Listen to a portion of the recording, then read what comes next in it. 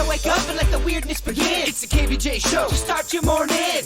Kevin is the host. And his skin pigment is whiter than Casper the Ghost. Virginia sounds like this. nickname Vicious Beast. So don't get her pissed. It's Jason. Talks like a spaz. And they love to talk about Bigfoot and stats. So get ready, here we go. You're listening to 97.9 with the KVJ show. Yeah, here we go. Happy Monday. It is the KVJ show.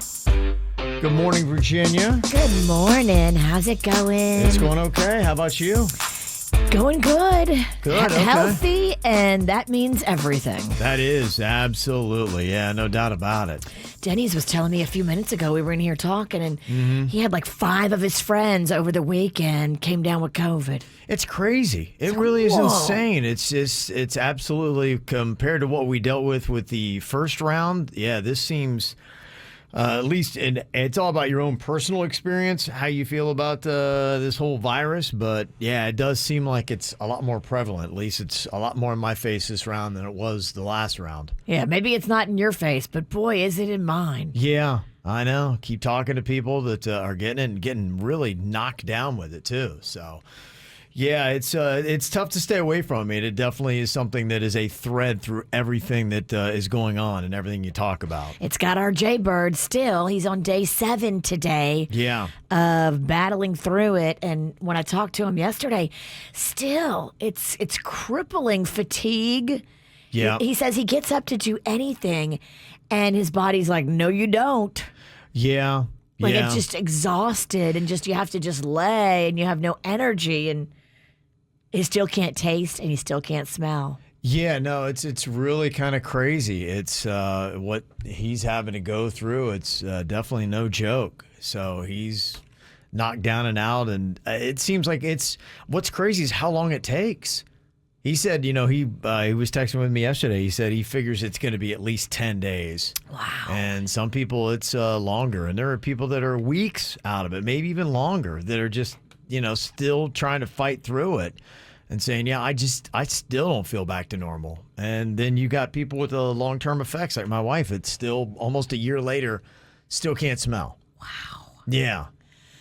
It's crazy. It's a mystery. It's crazy. And it's stressful, man. It sucks because now we're looking at sending the kids back to school. Yeah, tomorrow for Palm Beach. Like, me and Denny's were talking about too. His wife's a school teacher, and she's all stressed because she's pretty sure they're going to have a wave of it roll through the schools. And that's scary, man. Yeah, no, it definitely is. So, those out there who don't have any kind of immunity whatsoever, vaccination or something that gives you some kind of protection definitely seems like something you need. One doctor I saw on TV that said, look, if you don't have any kind of immunity, it's not an if, it's a when. This thing will get you. It's spreading that fast. So, yeah, and it's kind of interesting to see what the schools are going to do, too. I know my kid goes back tomorrow, and they do have, in a sense, it's a mask mandate. They're kind of tiptoeing around it where you have to opt out. So unless you say anything, you need to be wearing it. Your parent has to write a letter, right, and it has to opt you out specifically. Yeah. But it sounds like the kids that don't wear them may be in the minority. I don't all know the what teachers, the numbers will be, yeah. all the employees, yeah. all the school staff, they're required to wear them. Right. And so the parents still have a choice.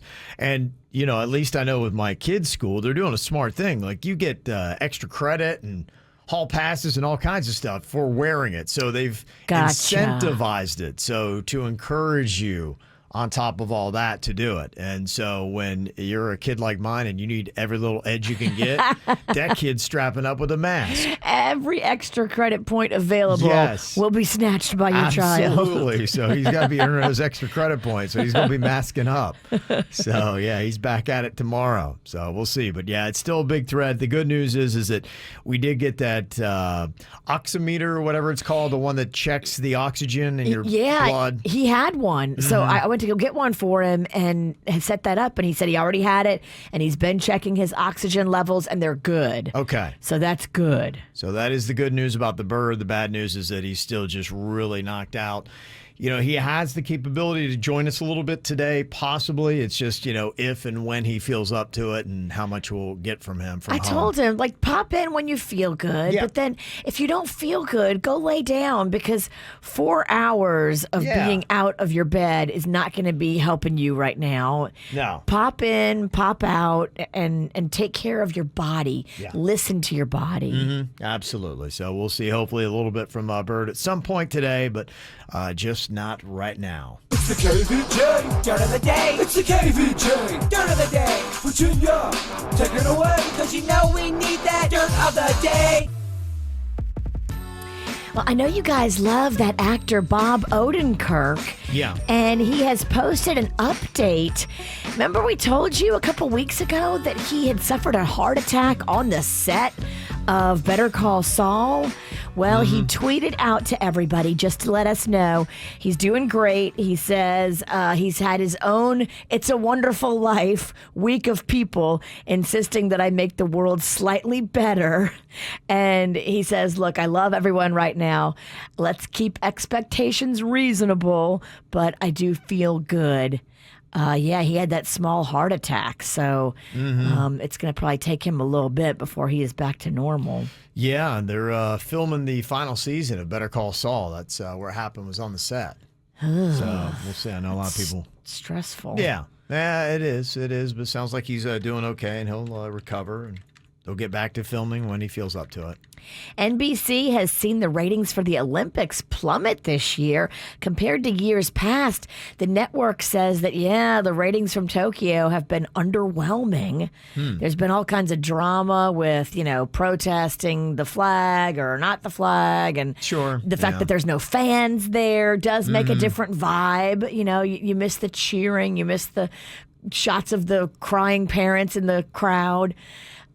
Just 14.7 million viewers tuned into the Tokyo Games during prime time on July 26, which they say is a decrease of 49%. Wow. Based on numbers that they had back in 2012 and 2016. So that's a huge number, 49%. Yeah, no, that is pretty drastic. I know sometimes they try to justify it saying, oh, they're just doing it on streaming and all that kind of stuff, but I don't know, maybe not enough. And finally here, they had a ruckus birthday party for former President Barack Obama in Martha's Vineyard. Listen to this star-studded list. Alicia Keys, John Legend, Erykah Badu, Steven Spielberg, Tom Hanks, George Clooney, Jennifer Hudson, Jay-Z, Beyonce, Bradley Cooper, Don Cheadle, Gabrielle Union, Dwayne Wade, Bruce Springsteen, Stephen Colbert. I mean, the list is 400 people were there in attendance, and it's a small little town called Oak Bluffs. Okay. And according to police, there was a major problem with traffic and clogging of the roads, and all the locals were pissed. All these celebrities, trying to get through. All these celebrities who are not used to sitting in traffic were now sitting in this giant traffic jam trying to get into Oak Bluffs. A couple of the guests, despite the photography ban, snuck in cameras and took pictures and then posted them, but then had to take them down. Oh, okay. But we did see a few pictures. I guess the former president was cutting the rug. Okay. And because I guess weed is legal there, a lot of the guests were just toking up right there. Really? Yeah. Okay. Woohoo. Yeah, I guess if it's the same legality, might as well, you could have a weed bar right next to your alcohol bar. Weed bar it up. Same deal, yeah. And that's what's going on in your dirt. What I think was interesting about that, though, you said Stephen Colbert was there. He was. One of the people that was uninvited because they had to cut the guest list, David Letterman. So the guy who used to have his show was uninvited, and Stephen Colbert, the guy who now has his show, was invited. That's weird. How does that make you feel if you're David Letterman? I'd be so sad. Right. And it's public knowledge he got cut? Yeah, he got cut. Conan O'Brien, so another talk show host, got cut. He don't have a show anymore. That's got to be kind of depressing. Oh, my God. And Larry David also got cut. Why would they put it out there public? Who got cut? That's so embarrassing. Yeah, I don't know exactly how this got out, but that's at least what the entertainment sites are reporting today. If I get uninvited to a party, I don't want everybody to know. Well, the thing about it, too, it's like, if you're going to cut all these late night hosts, you got to cut them all. When you got Colbert that is showing up and nobody else can be there, then you're going, hey, why does he get the invite? Oh, because he's got a show and he's top of the ratings. Yeah, maybe they looked at numbers. Yeah. Obama might have some former talk show friends today. Wow. Yeah. That's what's going on in your dirt. It's time for viral audio. So hide your kids, hide your wife. Double rainbow all the way across the sky. Ain't nobody got time for that. Okay, well, obviously you didn't watch the Olympics, so I guess I got to tell you what happened. So here you go. Real quick deal. The biggest thing, the U.S. won. Yay, USA. 113 medals to China's 88, and we even beat them in the gold. Okay. 39-38, so there's no doubt about it. USA was the best country that was there. Women for the U.S. won 66 of our medals. Guys, only 41. Okay. Women even won in gold, 23-16 for the men. So congrats to the ladies for bringing it home for Team USA. Girl power. The biggest Olympian we had, though, was that Caleb Dressel, the swimmer, who won 5 medals, all of them gold. Katie Ledecky is next at 4. She got 2 golds. And our best sport was swimming. 30 of our medals were from swimming, 11 of them gold. Track and field brought in 26. And we also won 3 medals in basketball. That was big news over the weekend. The men's basketball team beat France, and that was their 16th gold medal. The next closest country has 2, so we dominate basketball when it comes to that. And same with the women. They win pretty much every single year, so congratulations. I don't know if you saw this, but Allison Felix became track and field's most decorated female Olympian ever. I did see that. Yeah, she's got 11 medals now. 7 of those are gold, beating Carl Lewis. Also, April Ross and Alex Kleiman of the U.S. won gold in beach volleyball, breaking through on that. And did you see Bruce Springsteen's daughter while he's celebrating with Obama, the former prez? His daughter was doing our country proud. She picked up a silver medal. Nice. Yeah. And, of course, the commentator is trying to work in all these bad references to her dad's music as she's writing. Taking silver in the jumping team final. And Jessica Springsteen, yes, she is the daughter of Bruce Springsteen, and her horse Don Juan were part of the group taking a medal. Born in the USA. Wow. Born to ride. Born to ride. Glory days. Oh, I mean, whatever you want to say. Oh, boy. She cried a little too hard, I think. We get it. His daughter. So there you go. I know she's got a lot of friends out in Wellington where she does a lot of her writing and a lot of her training out there. So congratulations to her. And that's your Olympic wrap-up. What are you thinking about? What are you thinking about? What's on your mind? Are you thinking about? What are you thinking about? What you got on your mind here today, Virginia? I had the weirdest little experience yesterday. So, me and my 2 girlfriends, I've known these girls for 20 plus years. Okay. They were some of my first friends that I made here in South Florida when we moved here. I met Anne Marie and Kathy when you and I were at Bradley's doing an event. Okay. And I've been friends with them ever since. And we're very close. Every year for our birthday, we do this brunch, which was yesterday. We go to Pistache on Clematis down there, West Palm. Yeah. I love French food. You know me, I'm all about the French. Oui, oui. Uh-huh. All about the French. And so we all bring each other little gifts too, little birthday gifts. All of our birthdays are around the same time. We're all Leos, so we call it our Leos brunch. Both of my girlfriends show up with the same exact gift for me. They hadn't talked to each other, and it's like a little trinket dish from Anthropology in the mall. Oh, wow. How random. How random, right? It wasn't like some hot selling trendy gift. It was a little trinket dish that you would put like by your bedside and put like your rings or your little jewelry in it when you go to bed at night. They both gave me the same gift and they hadn't discussed it with each other. How about that? That is kind of odd. Very weird, Yeah, right? because it's a random kind of thing, too. They just picked up on the same gift. Yeah, and they were like, well, we are all Leos and we're all in tune with each other and we all like the same things. And I was like, Yeah, that's freaky. That is kind of weird. They had to think that was crazy, right? They did, but they didn't think it was as crazy as I did. I was like flipping out and making a scene. Other diners were like looking over, like, what the hell's the matter with her? And I was like, oh my God. Oh my God. It was just bizarre. So bizarre. So bizarre. Denny's, what you got on your mind today?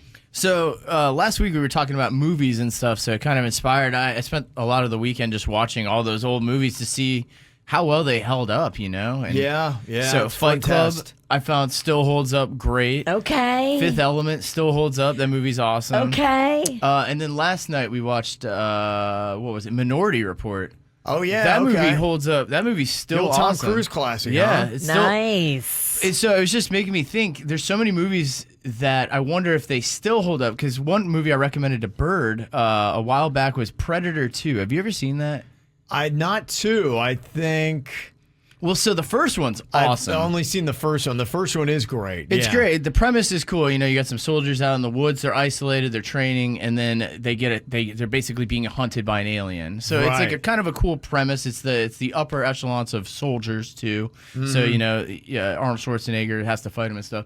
The second one is it's Danny Glover. He's a police officer. Okay. And in the city, he's the predator shows up and he's like, oh, this guy's like a top cop. I'm gonna hunt this cop, right? That's the premise. Okay. That movie is so awful.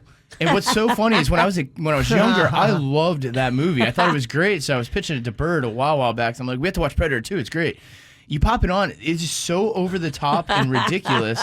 So why does that movie in my mind, it still stuck out as one of those movies that was awesome, and when I went to revisit it, it was horrific. It was horrific. It was almost unwatchable. We stopped maybe 1/3 into it. I think part of it, movies have changed. They look a lot different. So you judge them with a different eye, one. And then I will tell you, kids have such a low standard for quality entertainment. Yes. That it is unbelievable. You're like, how do you like that? But then you go back and look at what you liked as a kid. Yes. And you realize kids have a very low standard for quality entertainment. You ever seen the movie Cobra with Yeah, Stallone? way back in the day. So that movie is pretty ridiculous, right? Yeah. Well, so Predator was in that category with like the one-liners and so it was that era where they were really pushing ultra violence for some reason. Yeah, The it was Charles over the top Bron- stuff. Yeah, Yeah, like Charles Uh-huh. Bronson movies. The people are the worst of the worst. They're going around. There's gangs. There's so much crime.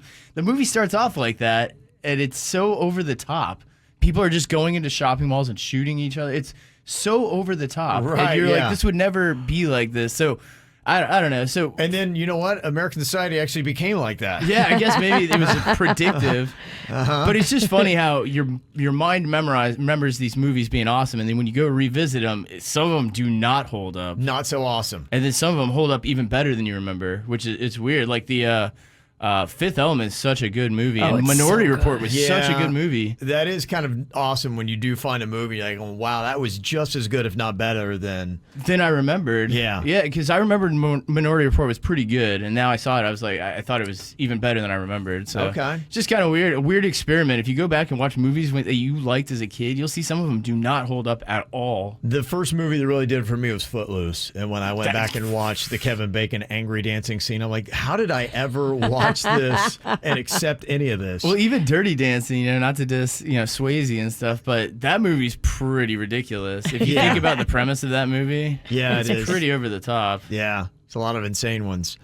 What I got on my mind here today, I want to give a quick shout out to the legendary Florida State coach Bobby Bowden. He passed away yesterday morning of pancreatic cancer at the age of 91. I know we got a lot of Seminole fans here in South Florida. This guy was absolutely amazing. He took Florida State to finish in the top 5 14 consecutive years, which is really just unheard of. They were just a dominant force in football for a very long time. Won 377 games, 2 national championships in his 44 years of coaching. And really, the thing that I think is a testimony to him and to really anybody, when you are talked about more for your character and who you were away from what it is you did, that to me is the definition of a life well lived. And people said, as awesome as he was on the field, he was just even a better person. And so that was really kind of the way that he was remembered. So I thought that was great. So condolences to his family. I know they're all very tight and close. I got to go down to Dolphins practice on Saturday. Yeah, how'd that go? It was good. I actually ran into some KVJ Nationers. I went out to the parking lot. Somebody was like, Kev, and I'm like, hey, what's going on, man? So there was a lot of KVJ Nationers at the practice. It was the first time I checked it out, and they're doing so much construction right around that. Stephen Ross, who's the Dolphins owner, his plan is he wants this to be like a worldwide entertainment complex. They already have the tennis facility in there where they do the Miami Open. They've now put in the Dolphins football training facility. And while I was there's a lot of construction going on because they're putting in that Formula One track. Wow. That's going to go around the stadium. And it's kind of a mess. And I'm wondering how they're going to do football season because they're putting in a lot of parking lots and they don't have a parking garage. I don't know how the Dolphins are going to do parking or if it's going to be a disaster come football season because it's only a month away. They're not going to have all that construction done and clear it out in time for football season. So I guess they're going to be working around that. Maybe they have some overflow lot that we don't know about. Yeah, I'm not sure what exactly they're going to be doing. But, the person who was telling me that, one of the Dolphin staff was telling me about how that was his plan. The one thing that they really need help with, there is nothing around Hard Rock Stadium except for the Hard Rock that is up the way. If you want to go to a restaurant, get anything, all they have, the best they have is like a Wendy's. There's nothing to eat or sports bars or anything like that. And a lot of pro stadiums have a really cool entertainment complex all around it. Yes. My brother-in-law was posting pictures of him and his son. They went to Wrigley Field. Oh, yeah. This past Right. weekend, and they had pictures of them at the stadium and out in Wrigleyville. And there's so much fun things to do around the stadium. Yeah. It's not just a ball game. It's Right. a whole day, an experience. It's so great there in Wrigleyville that you would go just to Wrigleyville and not even care about going to the game. Totally. Because of the atmosphere. And that's the one thing a Hard Rock Stadium does not have. So it's definitely lacking there. So hopefully in the grand plans, they'll start actually putting some cool restaurants and things like that right near the stadium. But it was really cool. The facility looked great. It was good to see the practice. They look really good when they practice. And I think what happens as a fan, you're like, man, they look really good in practice. And then you get your hopes up, and then they actually play another team that wants to beat them. And then maybe they don't look as good. Wait, now they're playing guys that actually are hitting them hard? Right, yes. Yeah. Oh, wait a minute. So you're like, what happened? I thought Tua looked fantastic. You guys looked good when everybody was laying up. What's going on? So there were some encouraging things from watching the practice, but it was nice. But boy, it was hot, man. Yes, it was hot. It was nasty. We were out there. And the thing is they've got a whole huge bleacher that is covered. So you're, I guess, in shade, but you're still in humidity and heat. So I was looking at that and I'm like, oh, I'm so hot. But then I looked at all the people up there that were sitting next to each other. I'm like, oh, COVID. So I was really torn. I just didn't know what to do. And, the thing that was really eye-opening to me, and it looked like it was pretty full. I mean, it was pretty packed, the stands that they had. And I was asking this question because I really want to start going back to football games so badly. But when it came to, I realized I'm too chicken. I don't know if I can go to any football games this year, Virginia. Wow, you might be watching on TV. I don't know. I got there and I froze. I started to go up the steps. I'm like, COVID. I just couldn't bring myself to go up there and the mass of people just sitting there and yelling and spitting and everything else that was going on. And Delta Plus. I know. What the F is Delta Plus? I know. It sounds like some cool upgrade you would get when you're flying with the Yes. airline, but I don't think it's cool or an upgrade. No. I hope that I'm watching some of the trends and they've got these bar graphs going from last year to this year, and there's an optimistic look that maybe we start in 3 weeks ticking back down again. I hope. I don't know, and that would work out well for football season. But yeah, I realized He's hopeful. Yeah. Bless his heart. I realized from this weekend that if I had a game this weekend, COVID. I don't think I would be in that stadium. COVID Kev can't do it. I can't. I couldn't bring myself to walk up those stairs. Well, so. because every day we're checking in with Jaybird,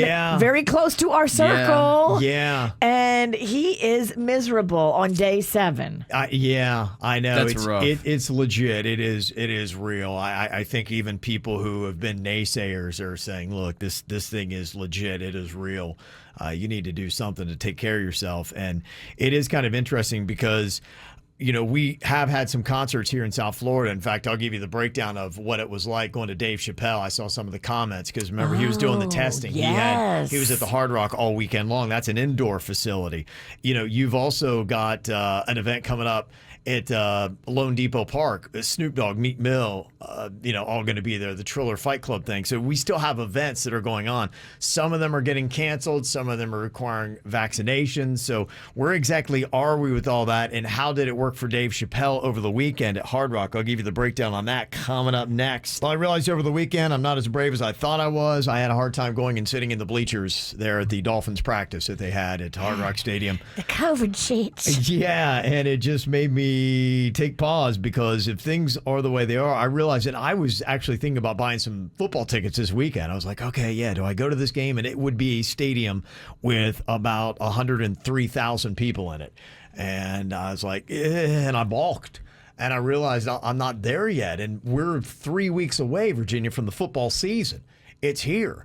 And obviously a lot of people are okay with it because there was a lot of people, the stands were packed. Panchita said that she was there. She was up in the bleachers. She said that she took some extra zinc and elderberry and whatever, and she's been pumping her vitamins for the protection. Somebody else said they were at the FIU graduation on Friday, and they said that thing had to be a major COVID spreader.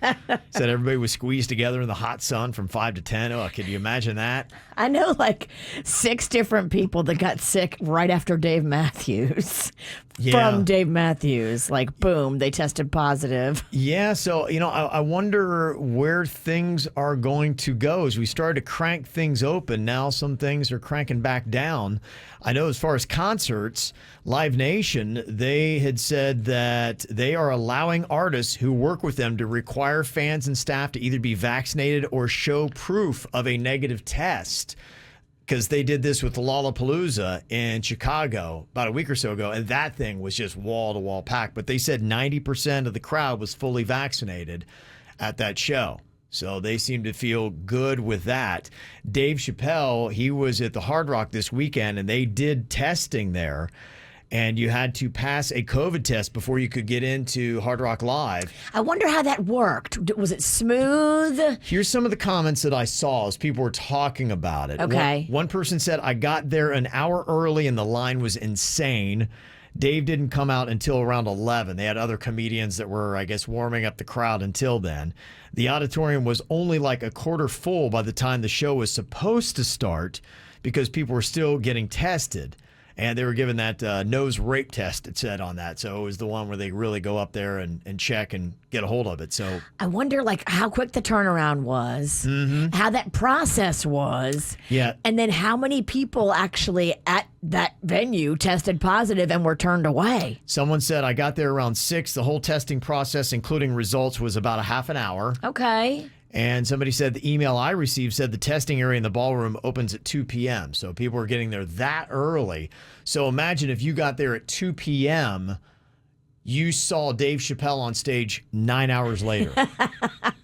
I mean, I would have been in the bag. That's the reality of it. Yeah. I mean, for 9 hours, even if you're not consuming anything, you would still be tired just after 9 hours of being in a place kind of sitting and chilling, and then now you're like amped up for a show. So it is definitely a process to go through. It's for the diehards. Yeah. So that's what some people were saying about Dave Chappelle at Hard Rock over the weekend. I'm so curious, too, how many people got a positive test and then turned away? Yeah, I haven't heard those numbers. That would be interesting. There's nothing out on it that I've seen yet today. That'd be like probably insider information, but boy, I would love to know those details. Yeah, I would think they probably have a number, though. Yeah. Now, are they keeping that number private or are they going to keep that number public? It's fascinating to me because a lot of people are vaccinated and walking around and not realizing that they could be positive. Yeah, right. Yeah. I mean, that's the reality of what's going on. It's just the reality. Yeah, and still getting it and spreading it, just the same as the unvaccinated. So, yeah, I don't know where we're going to be with it. And there are other places that are just saying it's so confusing now with what's going on that we don't know. Like your New Orleans Jazz Fest, they shut down. They did. So kicked it back to 2022. It's supposed to be going on October 8th through the 17th, and the New Orleans Jazz Fest is now not going to happen this year. I know. And my girlfriends and I were just making plans. All the hotels were booked up. All of them had 3-night minimum stays, and it was just looking like a big, huge weekend. And bam. Yeah. So if you've had plans, are they going to stay open? Are things going to start shutting down? I saw, too, for the cruise industry, Norwegian Cruise Lines now can require proof of vaccination. This thing has been ping-ponging back and forth. A judge now has ruled in favor of Norwegian Cruise Lines, but they're saying the case isn't over yet. So there's still more fighting that is going to be going on with it. I'm shocked people are fighting about COVID. Well, yeah. It's just trying to figure out how you handle it. I think a lot of people are trying to say, okay, do we test everybody? Do we require vaccinations and passports for people to get where they're going to be going? And then the third option is just canceling altogether. So I think you've got those three options: test, vaccinate, or cancel.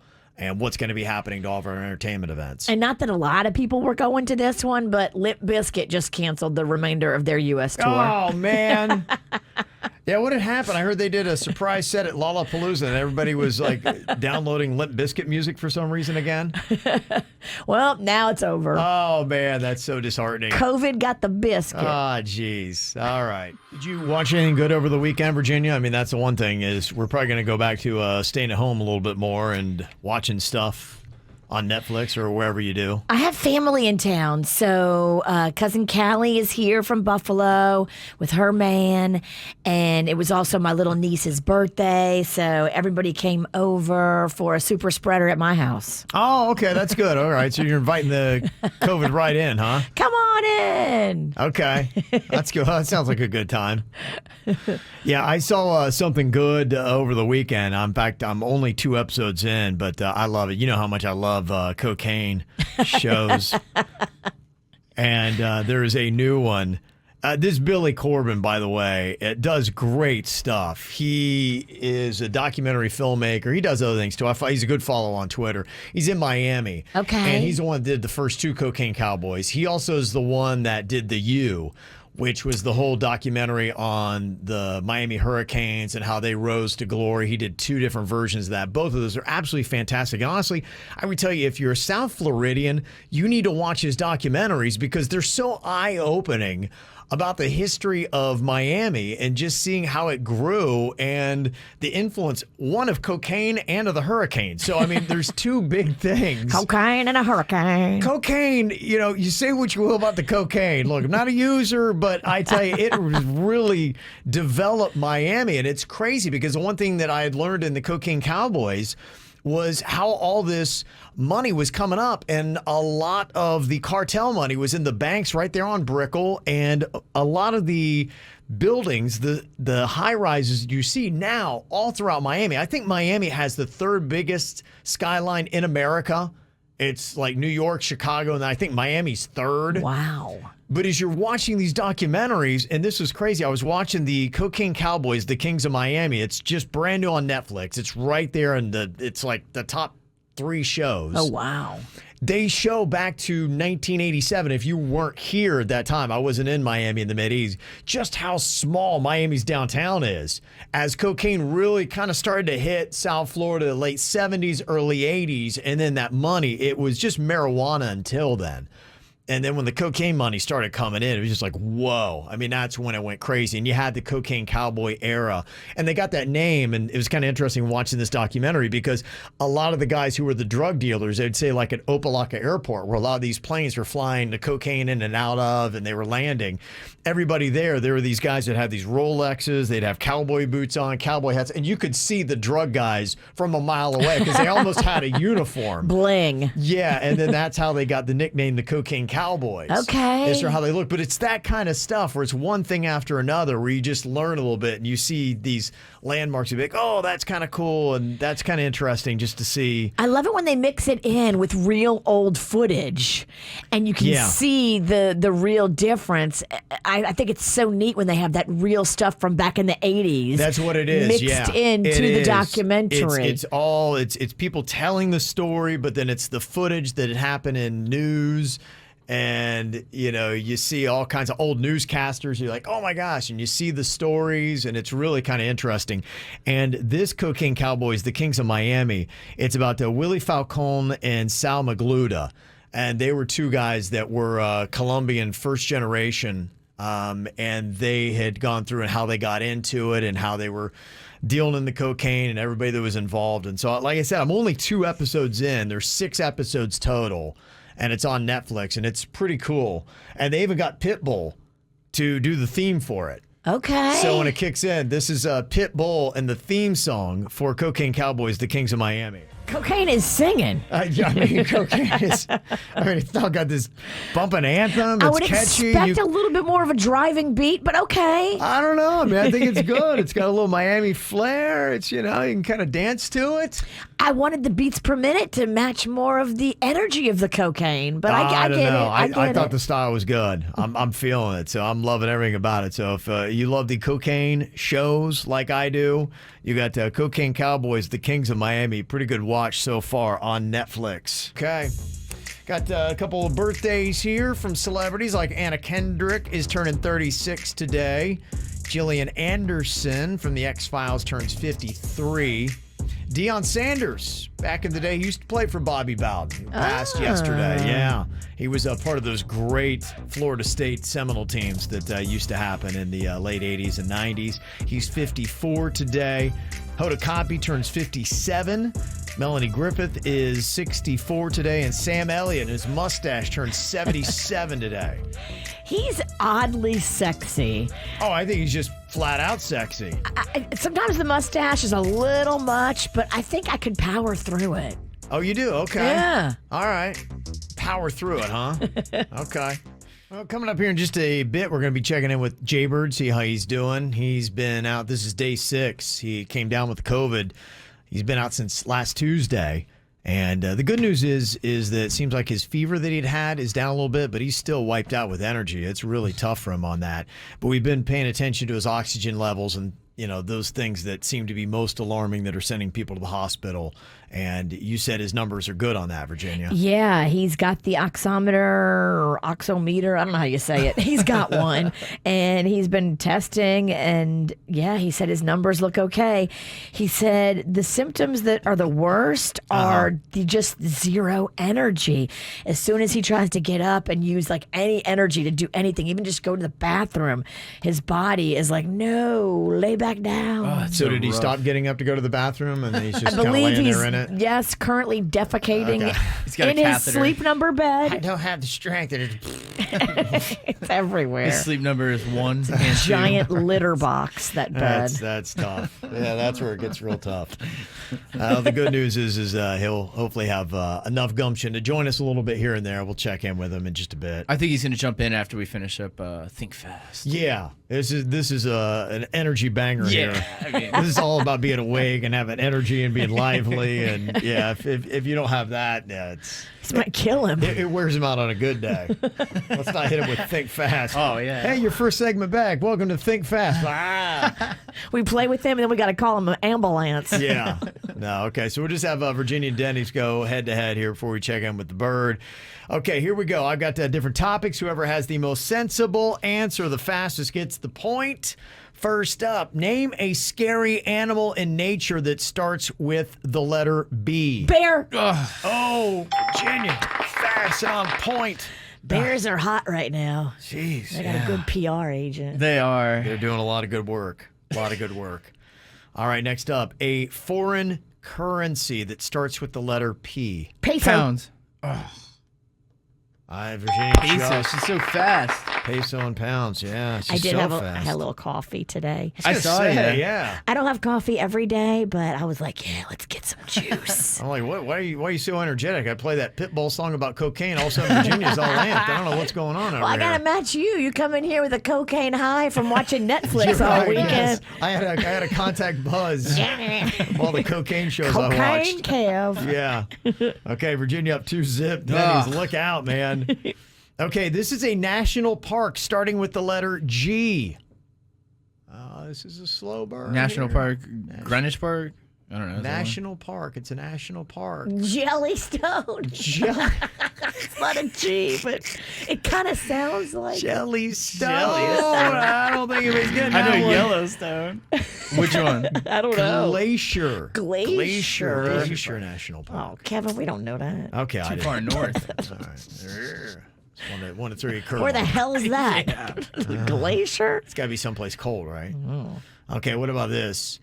Something a straight woman might notice on a man first, starting with the letter S. Smile. Really? Shorts? Schlong. No. Okay. Shoes, maybe. Okay. I guess I give you a point because any of those could have worked. I don't know if there's a wrong answer. Yeah. Smile. It seems Smile so works. generic. It Yeah. does. Okay, Virginia could wrap it up Oh here my with one gosh. more. Just like that. Denny's yet to get on the Oh board. my gosh. Okay, how about this one? Any fictional character starting with the letter B. I don't know. Boo Boo. From Yogi Bear. Oh. Hey, Boo Boo. Yeah, Boo Boo would work. Babar, Batman. Yeah, too many. Our Yeah. brains broke. Yeah, I don't think There's too many. Sometimes they're too big. Denny needs to go get some coffee. Yes. He's got a lot that he's doing behind the scenes, I know, too. He's I like know. playing 3 different roles this morning. Apologize for that. So he's going to get the bird all set up, and we'll be able to check in with him in just a bit. Jaybird been out since last Tuesday, came down with a nasty case of the COVID, and he's been just trying to rest and get his energy back. We're keeping an eye on him. Thanks for all of your well wishes and all the things people have been getting for him. He's been pumping the vitamins and doing all the good things that you're supposed to be doing. So we've got him on KVJ TV and on the radio now from his house. He's going to have to be there as he's still isolating and all that. Plus, he's just got to be able to still chill out. Bird, you with us? Yeah. Bird? Don't hear him. Don't know. Uh-oh. Yep. Whoops, there we go. All right. So maybe not. We'll continue to work on that technical part of it and come check that out a little bit later. Or is he messing with us? Because that'd be a good trick. Could be. Yeah. I have no idea. So there we go. Anything I'm doing wrong here, Denny's? There's like You can see. 18,000 buttons. Yeah. No? Should be hearing him, right? Okay. I see him. He's talking. Okay. Yeah, he's laying there. So you can see him, not hear him? Yeah, I This can is see- perfect. Maybe I could translate and read his lips from the video. Do you He's read lips? Waving. I could try, but Denny's got something over his lips now, so nothing's working. So, yeah, Aw, man. Yeah, we'll try. Hopefully, sometime before the end of the show, we'll get Bird on here. All right, call them outs. We're taking those as well. Anybody that you would like to call out, 877-979-WRMF. 877-979-9763. You can get it through to us here on the KVJ Show. We had kind of something that was like a call 'em out on the KVJ Show Facebook page. We're asking, what is the weird thing that a guest did at your house? Have you ever had a house guest come in and do something really odd and you're like, you would think that just social graces would let you know that this isn't something that you do, but they did it anyway? And that's kind of what Call 'em Out is all about, because in case you didn't know, now you know. So there's no excuse on this. Some of the great responses that we got on the KVJ Show Facebook page was Maxim. He said, yeah, I walked into the living room and somebody was peeing all over my coffee table. When I asked him WTF he was doing, he pointed down and there was an open can of beer, and he apparently thought that he had good enough aim to get his pee in there and not all over the table. What an animal. And he was only 5 feet away from the bathroom. Can you imagine going into someone else's home and doing that? That is just grounds to punch him right in the throat. What is wrong with you, dude? Who is this person? I don't know, but clearly you got to rethink your friendship, do you not? He's an animal. Stephanie said, I broke the baby lock straight off the toilet when they couldn't, or somebody in their house broke the baby lock straight off the toilet when they couldn't figure out how to get the lock off of it, and they never told us. I just came in to find the baby lock off of the toilet. What is a baby lock? You lock your toilet so a baby can't get in it? Yeah, you lock the seat down so the baby can't open it up and fall in, or open it up and play in the potty water. Oh, okay. Stephanie said, I couldn't help but laugh at what they must have been going through trying to pee. Can you imagine that? Can you imagine if you really had to go to the bathroom and you come across a baby lock? It might not have been pee. Oh, my goodness. That would be a tip. What is this thing? I wouldn't even know what it is. I think, what the heck is this? Who locks their toilet and why? That's how we mess with Kevin. Let's go to his house when he's not home and put baby locks on his toilet. Oh, my gosh. I'm one of those people. I am like a kid. You know how like little kids always wait too long? You wait to the last minute. I'm like a little kid. I always wait until the very last minute, so I've got no time for baby locks. He's prairie dogging it as he runs in. Oh, if I come across a baby lock, I'm in serious trouble. You better, yes, I'm going to need a change of pants. Or go in the sink. I might have to. It's your own fault. Weird things a guest did at your house. Somebody said, my brother woke up to our cousin, a female, squatting in the corner of his bedroom, peeing after a night of becoming quite drunk. Whoa. Okay. That's probably just drinking too much. But yeah, you don't do that in somebody else's house. No. Rebecca said he drilled holes through the bedroom wall that was opposite my bathroom. He hid the holes then with pictures, but he couldn't not look through them while I was in there. So I kept hearing noises, and then I finally figured out what was going on. He made peepholes to spy on you? Yes, he's a guest in her own home, and he drills holes in her wall to spy on her using the bathroom. I mean, that is a ballsy house guest. That might be the worst that we've heard. Oh, my gosh. That might be the worst thing that I've ever heard about a house guest gone rogue. And this is just an interesting story that Dennis put up on the KVJ Show Facebook page. He said, my wife and I went to our friend's apartment, couples, for dinner. And while we're sitting in the living room, their dog walks in, lifts his leg, pees on the couch. Well, we're all just staring at each other in disbelief. And then the dog takes a gigantic dump right there in front of us, right on the carpet. Well, we kind of give each other that, I'm not picking that up kind of look. And we were so uncomfortable that we left and went home without saying a word. And we thought it was the most bizarre thing until like 3 or 4 weeks go by and we don't hear a peep from this couple that had us over. And finally, my wife relented and called them to find out why they hadn't called us. Apparently, they blamed us for bringing our dog over and not cleaning it up afterwards. My wife said, what dog are you talking about? And they said, we thought that dog was yours. So what had happened, a stray dog wandered into their house, peed and took a dump in the living room, and each couple thought it was the other's dog. And nobody wanted to clean it up. And they're like, what did they do? They just brought their dog over here, used the bathroom, and they bolted. It's a stray dog. That dog was like, this is great. I just kind of snuck in with these people. What a great prank from a stray dog. That's genius, isn't it? He punked everybody. He punked everybody. That's brilliant. Yeah, welcome to the Monday KVJ show. Got some column outs that you've been dialing into us, 877-979-WRMF. Somebody said, yeah, I'm calling out the school district I'm working at for not getting my clearance letter in time for me to start teaching on the first day of school. It is going to be very interesting as we fire up schools here in Palm Beach County tomorrow, because there's a couple different things that are going on. And it was just over the weekend, at least, that we got our message. My kid goes to a Palm Beach County school, and they just sent the announcement over the weekend that there's going to be a mask mandate, but if you don't want your kid to wear them, that you've got to opt out of that. And I think it's on the first day. Yeah, you got to write a letter, and it's a whole thing. Yeah. And the other thing that they did that's interesting as well is they've incentivized it. And you can get like extra credit and hall passes and all kinds of good stuff. Favorable treatment if you wear the mask. Right. As opposed to maybe no chances for extra credit if you don't wear the mask. And I'm like, if you got a kid, unless they're just a complete whiz, it's not a bad idea to have them doing that. So, that's kind of new. And it's going to be an interesting first day because here we are coming back. Some of these kids probably haven't been back since the pandemic started. If kids stayed virtual for the rest of the year. So they got to get used to that. Then you've got the mask thing going on. There's going to be that teachers are going to have to sort out.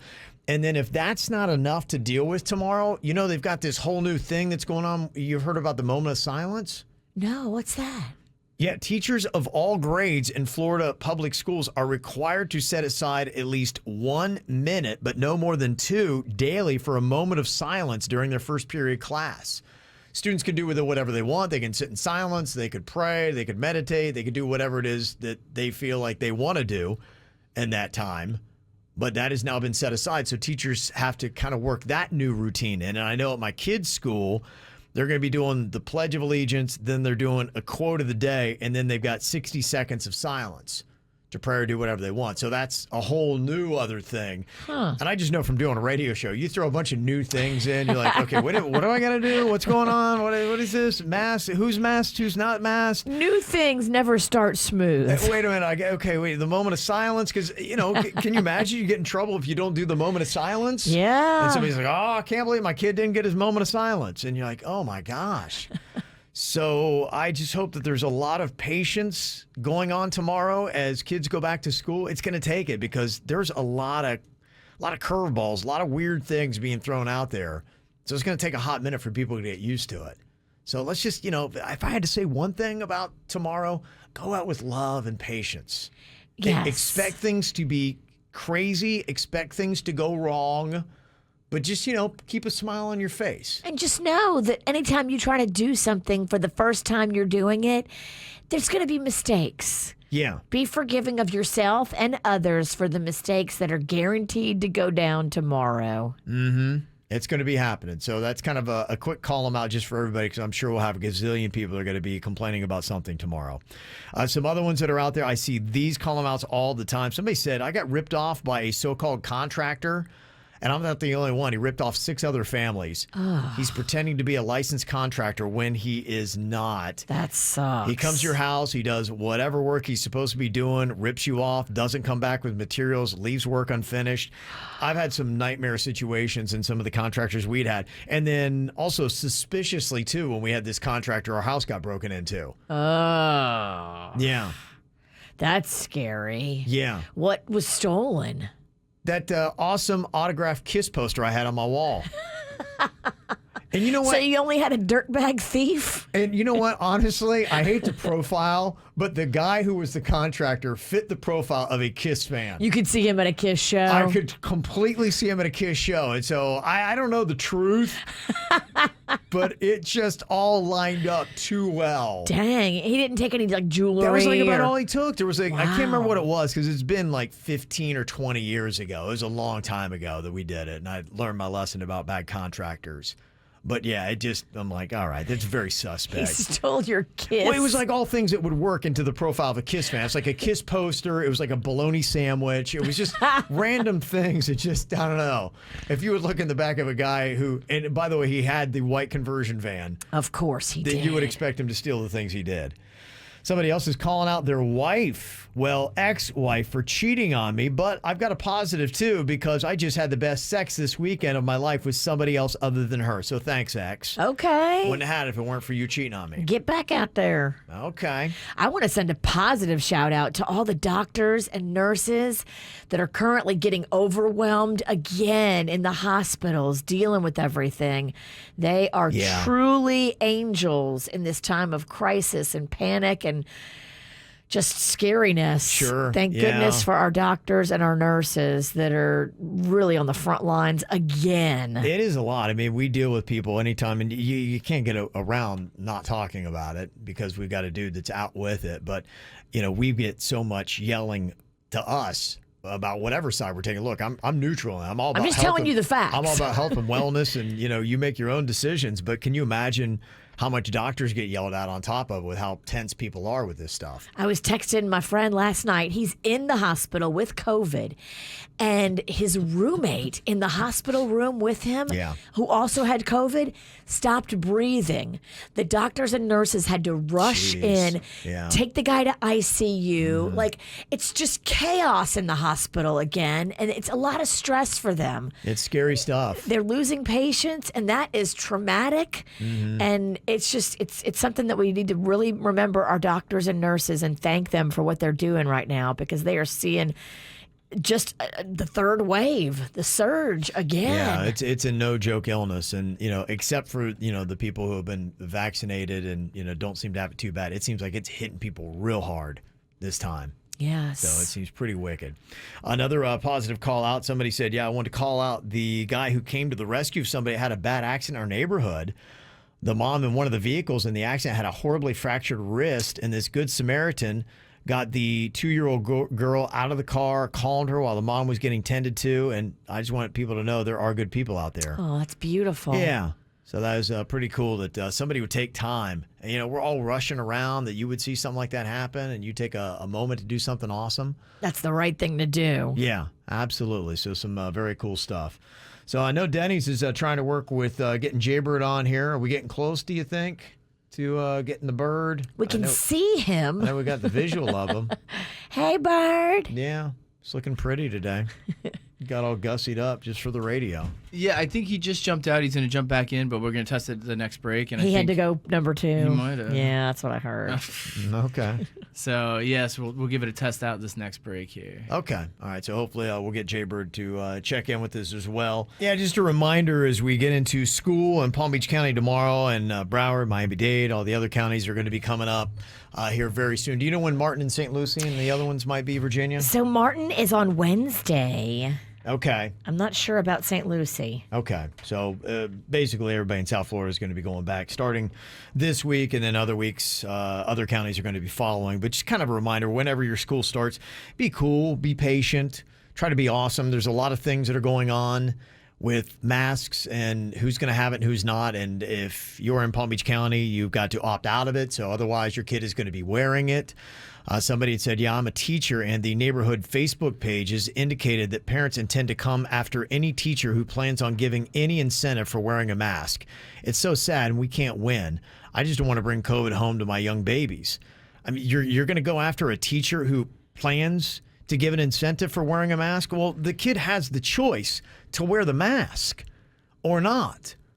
You know, you get the choice, so you got that. So, I mean, if they're going to give my kid a little homework pass and he wants the homework pass, why would you come after the teacher for doing that? What a jackass. I don't get that. I mean, these teachers just want to try to teach.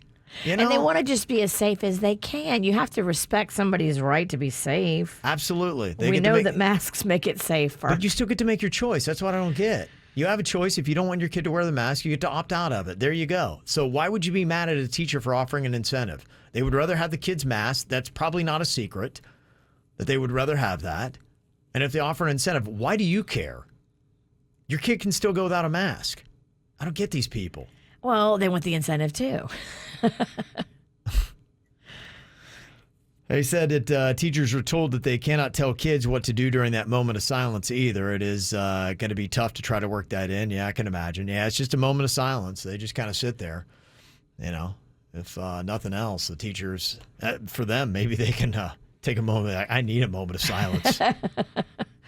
But then that's going to be tough because imagine the teachers trying to enforce that.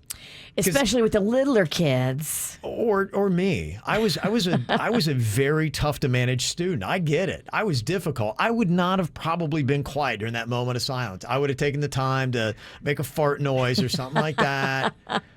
You know, because it's so quiet, and then you just got to deal with me. These poor teachers. Fart noise, Kev. I would. I was fart noise Kev. I always think that was so funny.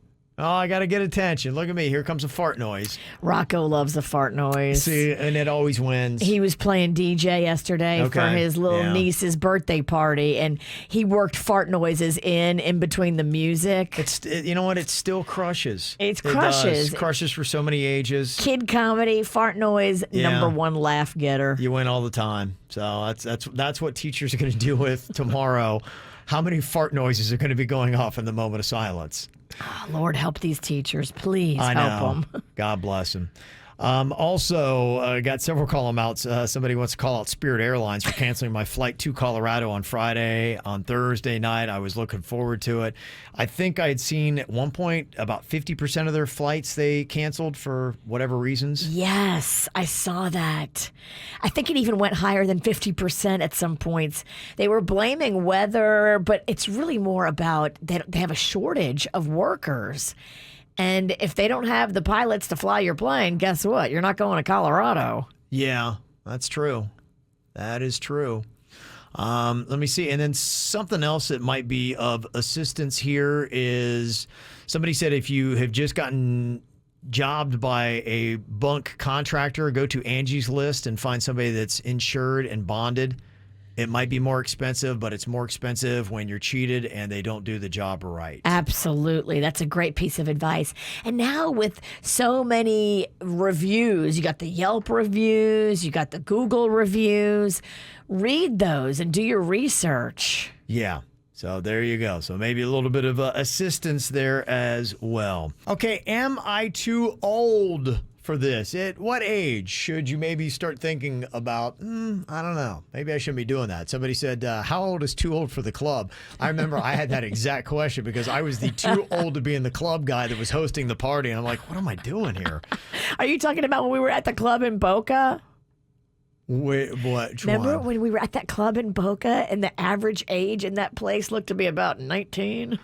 No, I don't even remember that night. I'm glad. I probably just wiped it from Your my memory. daughter came and she was like, oh my gosh, yeah, we come to this place all the time. Oh, geez. We were in there and I was like, Kevin, we got to get out of here. Yeah, no, I was talking about like when I was working, I was at Monkey Club. Okay, all right. I mean, I was 35 and still hosting the club party. I'm like, what am I doing? I got to get out of here. So how old is too old for some of these things? We got somebody asking about bikinis and scooters and even some mic drop questions that people left us, and we'll give you our thoughts, and you can also give us your feedback too. How old is too old next? Basically, when I was hosting club gigs, that was a new song. So, that kind of lets you know. We were asking the question because it is kind of maybe nice to have that awareness. All right, what is maybe the age where I should start opting out of this? I realized hosting young club gigs at 35 was probably too old. I'm like, guys, you got to get me out of here. I'm like, this just looks weird. The one that made me feel the weirdest was the one we did in Boca not very long ago. And yeah, we were in our 40s then. Are you talking about it, Blue Martini? No, the club in Boca where we It was went. called The Club. It was What's a the name of the clubby club? It was a clubby club. They had food, but when we got there, it was empty. Yes. When we left, it was packed, and the average age was 19. I do remember that. Yeah, it's a different club now. They changed names. Yeah, it's right by Hijinks. I can't remember the name of it. Yeah, my daughter still goes, and yeah, it's a lot of young kids. And I think that's really the answer with the club. Like a Blue Martini where we were, that was set up to be an older club. Yes, and that felt fine. Right. I still felt like I could move around the room in Blue Martini and not be weird. We moved around the room at that place in Boca, and I felt like, oh my gosh, everybody's looking at me because somebody brought their mom. Well, the music really tells you everything for the most part. If it's really skew young and you don't know any of the songs, this probably isn't a place that was intended for you. I actually saw this. There was a thread that we had going on. What has made you realize that you were getting old? And somebody had said a couple years ago, I was supervising a Lollapalooza charter on a double-decker bus in Chicago, and I had Outkast Hey Ya playing, and somebody asked if we had to listen to all this old music. Oh, you thought you were raising the roof. Right. You're like, yeah, look, I'm going to put on some popular music. Do we have to listen to the old stuff?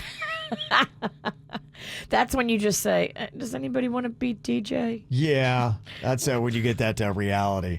So what are maybe some things that you could or should opt out of? We asked the question on our social media. We even got a couple of mic drops from the 97.9 WRMF app.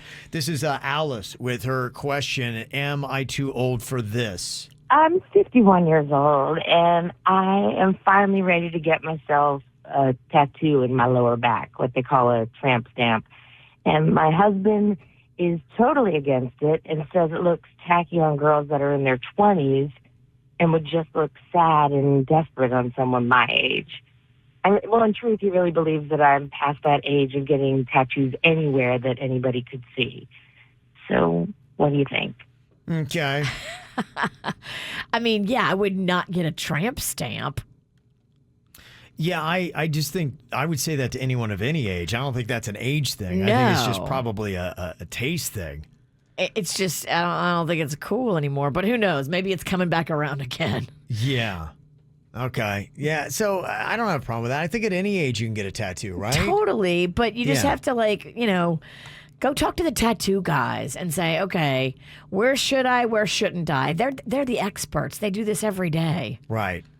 What about this? Somebody wanted to know, I'm 57. I rock a modest bikini. Any thoughts on bikinis? Is it an age thing or is it just a body thing, or is it just anybody who wants at any age, at any body type can wear a bikini? What would you think as far as like taste and looking good? I think that you should rock whatever you feel good in. It's about you. It's about your body and your confidence level. And if you like a bikini, rock a bikini. Size doesn't matter. Okay. Somebody said, I'm almost 40 and I got a Segway 9-bot scooter. And I think I'm the coolest guy in the neighborhood. I took it out for my first spin to the post office, and a random girl snapped a photo of me on it, waiting to cross the street, and sent it to my girlfriend asking, is this your man? So apparently she's thinking that he's too old to be riding a Segway 9-bot scooter. Is that what is that? Is that one of those little kind of like bird scooter things that go around that power themselves? I think the Segway is the one where you just lean forward and it starts going. Okay. They're like advanced technology is in the Segway, right? Those are the most expensive ones. Yeah. Different than the Bird scooter or the Lime scooter. What, people trying to put an age on scooters now? I hope not, because scooters are fun. I agree. I'm sure I'm too old for them, but I love. When we went to Nashville, they have those scooters all over town, and you can just jump on them and jet around. It's fun. I hear you. That doesn't feel like an age thing for me. Got a mic drop here from James. What do you think about this? Am I too old for this? Yeah, I'm in my late 40s, and I'm single. And I met this girl at a bar the other night, and she was really pretty. So, of course, that's what caught my eye. But after talking to her for, I don't know, about 20 minutes, I just couldn't get over how familiar she looked. And when I mentioned it, she told me that she had been friends with my daughter in high school. And we really hit it off. And she told me she'd like to see me again and gave me her number. So I had every intention of calling her until my daughter told me that it would be super creepy for me to do that. But my daughter has lost touch with this girl, and they don't even hang out anymore. So, I mean, is there really a problem? Well, honestly, I don't even know if this is necessarily an age question. This is a too familiar question. You could really erase the age thing, and dating that close to anybody could be awkward. But let's be honest. I mean, it kind of is about the age thing, too. If she used to be buddies, childhood friends with your daughter. But it's the proximity of how they knew each other. I mean, if this were a girl that she didn't know, I mean, how bad is it? To me, I think this is a two-part question. This is one, it's too familiar because this is a girl that is in your life. If it was a girl that you didn't know that was your age, then we're just talking about age. If you watched a little girl grow up when she was little, yeah, you can't date her. It's weird when she's over 18. It is weird, but I don't think it's an age thing. I think it's too close, and it is partially an age thing. You're right, but I think it's more that the relationship you had and that your daughter knows her. And listen to your daughter. If it's going to make her upset, that's the relationship that should be important to you to keep happy and healthy. You don't want to make your daughter upset by dating one of her former friends. Right. Just say it out loud. Yeah. It's kind of weird. It's weird. Yeah, don't do it. Okay. Anything else you want to run past us? Use that mic drop feature on the 97.9 WRMF app, or you can text it in 877-979-WRMF. What is it that made you feel like you're really getting old? Somebody said, I knew I was getting old when I fell down and people rushed to see if I was okay instead of just laughing and making fun of me. They say you know that you're getting old when that happens. Somebody said that one of the girls that my daughter works for, we were talking about TV shows, and she said, yeah, I don't watch old TV shows like Dexter. Oh. Gosh, what's coming back out new again? I guess it's old, Kev. Somebody else said, I felt old when they talked about my Radiohead as dad rock. Oh. Radiohead's no longer cool with the kids. It is kind of dad rock. And somebody said that I realized I was getting old. There was a PlayStation 2 on display at the National Museum of How Old Am I? You know you're old if you realize that The Weeknd does nothing but rip off music from the 1980s. That's how you know your age. You think it's a new sound. Yeah. You're but like, it's wow, not. this new cutting edge. No, trust me. It's been around for a while.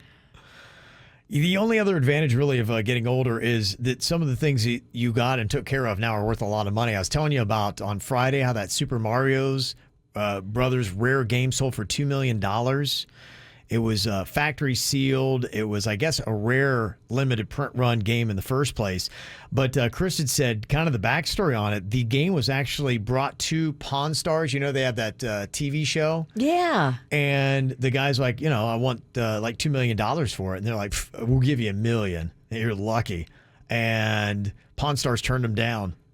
Wow. And then, yeah. He took it to the open market. Yeah, and he got the $2 million. If Pawn Stars would have taken it, they would have made another $1 million off of it. Wow. It's $1 million they walked away from.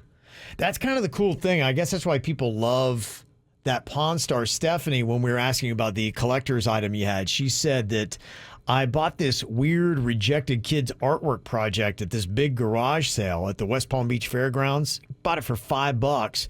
And then when I checked on it, it turns out it was a Melting Horse original, Guido Gamboni, whatever that means, and it was worth around $1,500. What? And the twin piece is actually on display at the Boston Museum of Art. Wow. And she bought it for $5 at a yard sale at the fairgrounds. That's amazing. Yeah, crazy, right? I love going like to pawn shops and flea markets and stuff like that and just hunting around for stuff. It's so fun. Yeah, well, I mean, if you know what you're looking for, think of the money right there we just talked about. $1,500 she made. Pawn Stars lost $1 million. Like if you got an eye for it, you could legit make some money. And you don't even have to have that great of an eye. All you have to have is Google. As you go through the store, Google stuff. Yeah. We were asking our audience what the most valuable collector's item they have. Mike said he's got the Michael Jackson white sequin glove from the 1980s autographed. Wow. How cool would that be, huh? I wonder what that's worth. Oh, that's got to go for hundreds of thousands, right? I would imagine. I would not be surprised that would go for $1 million or higher, right? Michael Jackson autograph. I don't know if he sat down at a line and just kept signing a ton of them. I guess it depends upon how many there are, but that seems like that's pretty good. I would definitely hold on to that. Christina said, my uncle was an animator for Hanna-Barbera in the 1980s, and I've got some Smurf animation cells with Gargamel and Smurfette in it. Oh, that's cool. That would be worth a ton of money. And then Ashley said, just to let you know how things go up, just a Smashing Pumpkins Siamese Dream vinyl record I got from CD World when I was 19. I bought it for $10. Never been taken out of the package and is now worth upwards of $300. Wow. Yeah. So some of the old vinyl is worth some cash. We all do dumb things. Sometimes when we do, we're little kids. Other times we are drunk adults. The stupidity we do. That takes you right back to being a dumb little kid when you have a little bit of alcohol in your system. We know all too well, Virginia. Oh, we do. Okay, so what we got here is a couple mic drops that people have left us on the free 97.9 WRMF app. We got to try to guess here when they did this dumb thing. Were they a little kid or were they a drunk adult? Here's one that Mike left us. Well, I stopped my brother's wedding because I puked in the middle of his vows. In the middle of his vows. Okay, so Mike puked in the middle of his brother's vows. Was he a little kid or a drunk adult? What do you think, Virginia? I'm going little kid. Okay. Why do you think little kid? I don't know. I feel like little kids puke a lot. I know. They do. I've got one. I've got a puker. I'm going to go with drunk adult because he said his brother. So what is the age difference? If his brother's old enough to get married, a little kid puking, you would say maybe up until third grade, that would be something. Other than that, if you're older than a third grader, you got to know how to get to a bathroom, right? Or do something a little bit more discreet than to yak in the middle of the vows. I hear you, but I've got kids that are 10 years apart. Okay. All right. So I'm going to go with drunk adult. You're going with little kid. All right, Mike? I was a little kid. I was 8 years old, and I was secretly drinking some of the champagne, and I drank too much of it before the ceremony and puked like 3 minutes into the wedding. So wait. And the wedding was delayed for like 2 hours because of it. He was a little kid and a drunk kid. He was a little drunk kid. But how did he get champagne before they even... He snuck it. Oh, that's wow. amazing. Okay. Wow. It was quite a twist. No one saw that one coming. No, I did not see that one coming. Virginia, you get the point on that. All right. Here's one from Kim. Was she a little kid or a drunk adult? I had to go to the hospital for putting cheese on my nose. Okay. Put cheese up her nose. Anything in the nose feels like a little kid thing. Gosh, yeah. I mean, but it's so much fun to mess around with cheese when you're drunk. I know. I've done it. Okay, yeah. Cheese does come out a lot when you're a drunk adult. Cheese and wine. I'm going to say drunk adult. You're going to go drunk adult. I'm going to go little kid. I need to make up here with the point. I was a drunk adult. Cheese. I was trying to make my friends laugh by putting a ton of cheese in my nose. I put way too much up there. I thought I was dying, so my friends took me to the hospital. And turns out it was just a panic attack. So trust me when I say, be careful when you play with cheese. So she crams cheese in her nose. She gets it stuck. Then she has a panic attack. It's layered. It is layered. And then they got to take her to the hospital. Okay, you're whooping my butt here. You're up 2-0. Yeah. Okay, Steve has got one. Was he a little kid or a drunk adult when he did this? So, I cooked an entire box of lasagna, but never actually took it out of the box. This started a fire. Okay, so he tried to make lasagna. Just what, chucking the entire box of lasagna? In the oven? In the oven? Oh, my. Dummy. That's a kid. You got to be a kid. Yeah, I agree. Okay, I think he's a kid. Well, I was a little kid, and I had no idea how to cook, and I baked the cardboard and plastic along with the lasagna. My parents were sleeping, but woke up when they smelled smoke coming from the kitchen. That's crazy. Okay, Virginia, you still got a lead, 2-0. I'll see if I can make up one here with Molly. So I pooped in my grandma's wig. She pooped in her grandma's wig. Pooped in grandma's wig? Was it on purpose? Okay, when you poop in grandma's wig, are you a little kid or are you a drunk adult? You're gross either way. I'm stunned. Pooped in grandma's wig. I'm gonna go drunk adult. Drunk adult. I'm gonna go little kid because that seems like a little kid. Just because of your own stories with your kids, where they would go and hide. They do, and they would do it in weird places, like they were shamed or they didn't want you to find out.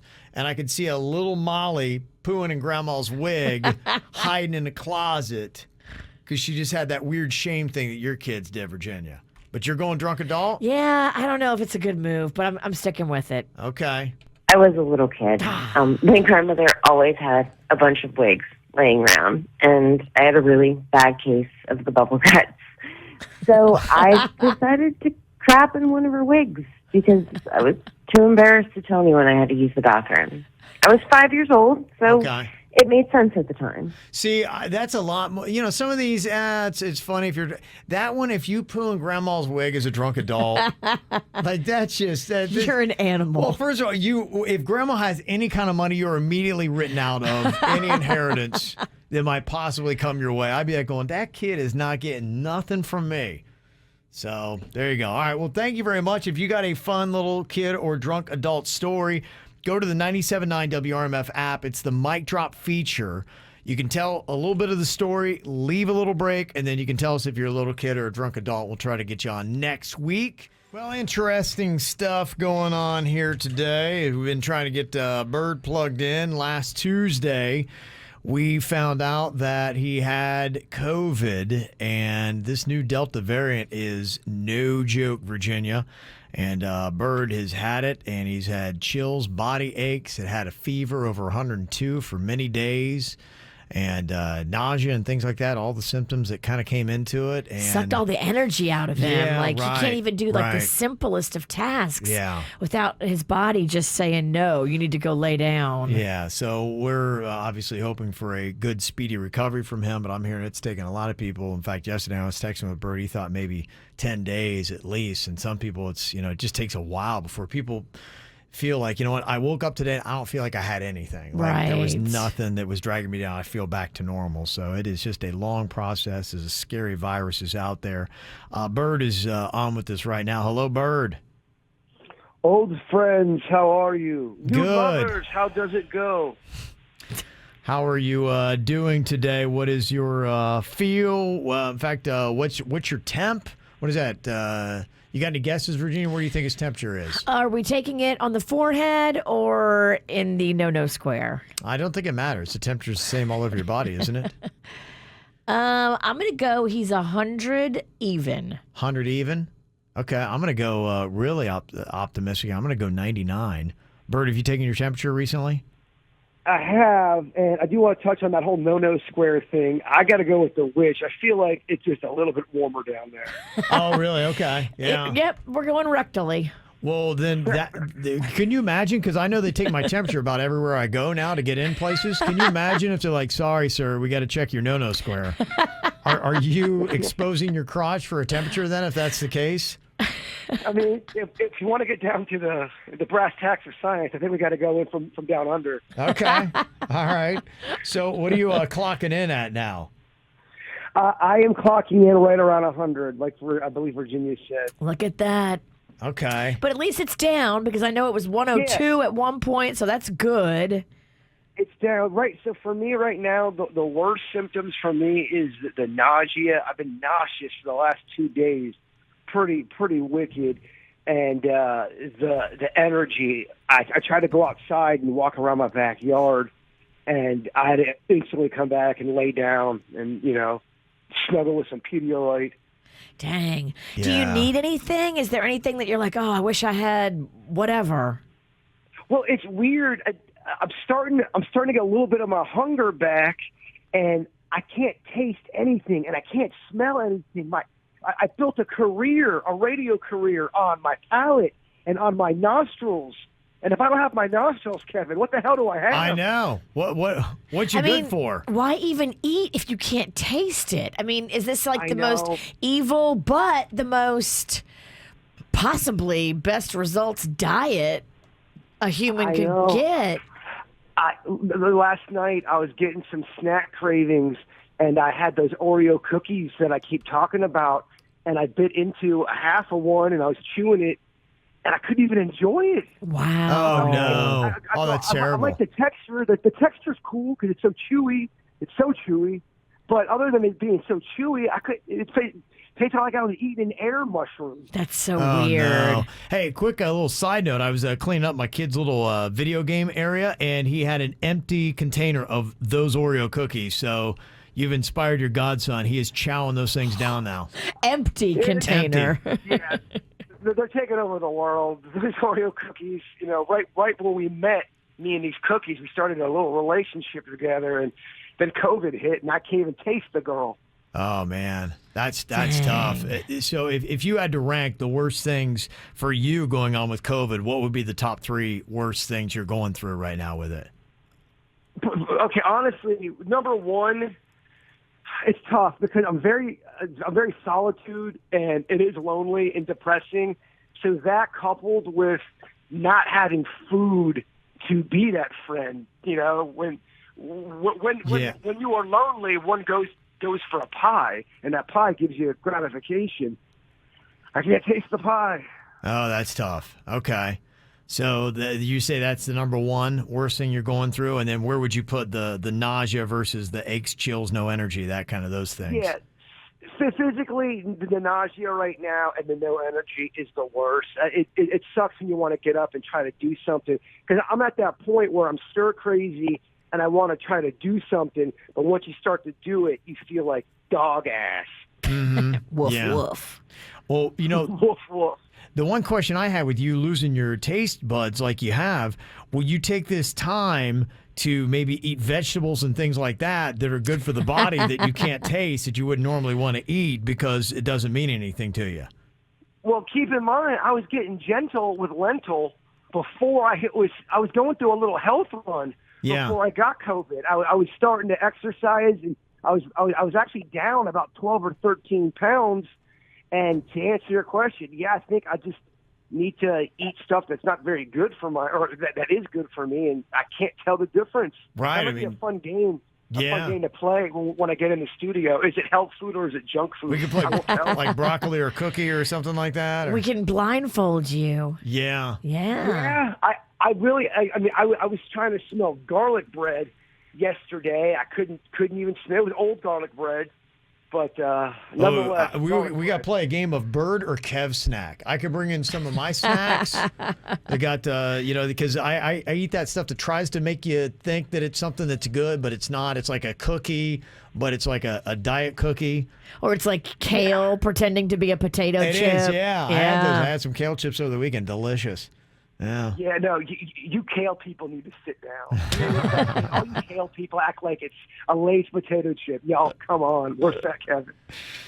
All right, well, you can hear the bird is in there somewhere. Just hopefully you get your energy back, and tomorrow we'll hopefully have you on the show a little bit more when we get the mic thing figured out, and, we can start working you back in. That worked out great today. Well, I mean, it's Monday and it's technology. Two things the KVJ show doesn't do well. We should have known. Yeah, I know. I feel bad for Denny's because Denny's is trying to do 9 different things, and then he's asking me stuff that I have no idea what the hell he's talking about. Do you have a 18.9 flex converter? Denny's, what the hell does that mean? Of course we don't have the flex converter. Yeah. But I miss you guys, and I can't wait to get back to not this. This is weird, man. I can't wait to see y'all. Yeah, no. It's weird. We definitely miss you, and hopefully you'll be back real soon with this, my man. I'm going to come over and leave a microphone on your doorstep today. So it's like, okay, it's got a flex converter in it, apparently. Okay. That is awesome. I'm looking forward to Tuesday's failings. It's going to be exciting. Yes, that's right. All right, Bird. One question I was going to ask you or the good people. We're on. So it's been a week since I've been out. No, I'm sorry. It'll be a week tomorrow since I've been out. When am I allowed to come back into the studio and be a normal person again? I think it is 10 days at least after first symptoms. I think it was originally 14. I have to double check on that, but I think it was originally the 14, and then the CDC dropped it back to 10. So it'd be 10 days after your first symptoms. So tomorrow would be day 7. So, we're looking at, I think probably to be safe, through the end of this week. So the earliest you could be back would be next Monday in studio. Oh, gosh. That's so depressing. And I think you have to get a negative COVID test, too. Mm-hmm. Yes. Well, so I have a at-home COVID test here ready to go. I figured they're pretty quick. They give you results very, very quick. I just didn't want to waste it because I know COVID tests are hard to get right now. I was talking to the witch yesterday. Should I take that maybe on Thursday, you think? I guess we got to see, how you're feeling. I think that's first and foremost. I think as far as being contagious, I have to go look at that. But I believe that I had seen, they want you at least quarantined for 10 days. But I think the days that you're most contagious, it was a much smaller window than that. Like maybe no more than 4 days. But I think 10 being away from everybody, you're pretty safe. And if you, especially like Virginia had said, I would say, if you can get one of those quick tests and you took that on day 9 or 10, somewhere around there, then we're good. And you can come in if it's negative right after that, if you feel up to it. All right. Yeah. Okay. All right. I love it. All right. I'm going to drop off this microphone that won't work in a little while, and we'll not talk to you tomorrow. I love it. No, that'll work out great. Okay. All right, Bird. Take care of yourself. Feel better, man. All right. Bye, guys. Bye. Love you. Bye-bye. Ow! There's a lot of dumbass criminals to talk about, baby. It's the whacked out news. People breaking the law. Ha-ha, fighting in the nude. Drunk people pooping in the street. Ha-ha, it's the whacked out news. So many people on meth. Ow! Now, this is just mass chaos. Have you ever almost accidentally got into the wrong car? Yes. Okay, yeah. I think we probably all have. It looked like ours. We were just kind of, out of it, going through life like we do. Well, on Thursday, a guy in Northern California tried to get into the passenger seat of what he thought was his car, but it was the wrong car. And so he actually sits down. The driver freaks out. It's like, floors it and accidentally drives off a cliff. Oh my gosh. What the heck? The only good news here is luckily it was a small cliff and she's okay. As cliffs go. Yes, as cliffs go. But I mean, how horrifying is that? You're like, the double horror of one, a stranger's about to get in my car, and then, oh no, I've just driven off a cliff. This is such a scary thing because now with all these Ubers and all these Lyfts and you can be a regular person just sitting outside of Publix waiting for your person to come and jump in your car, and a stranger comes and jumps in your car because they think you are their Lyft. Right. I've seen it happen, horrifying everybody involved in the scenario. You got to be super duper careful. Yeah, you really do. So just kind of one of the weird things going on there. So just but one good watch thing yourself. about Florida, no cliffs. That's kind of cool. Yeah, that's true. That's true. Yeah. You don't have to worry about driving off a cliff if somebody hops into your car. Yeah. Yeah. Well, this is an odd message. I don't know if you saw the viral video on this. There is an American Airlines pilot that apparently wasn't on duty, but he delivered an interesting message after the plane that he was on landed. Yes, I saw this. He had an announcement to tell everybody stuff he had been through. Yeah, it's kind of a personal sermon in a sense, but he was talking about how he had explored his sexuality, engaged in some gay sex despite being married to a woman, and had talked about his struggle with his sexuality that he believes was a result of him being abused as a young boy. I mean, he's dropping a lot of really, personal information to a plane full of strangers who just don't know how to react to this. Heavy was stuff. raped or molested as a young boy. It does not matter whether it was, you can go ahead and go if you need to.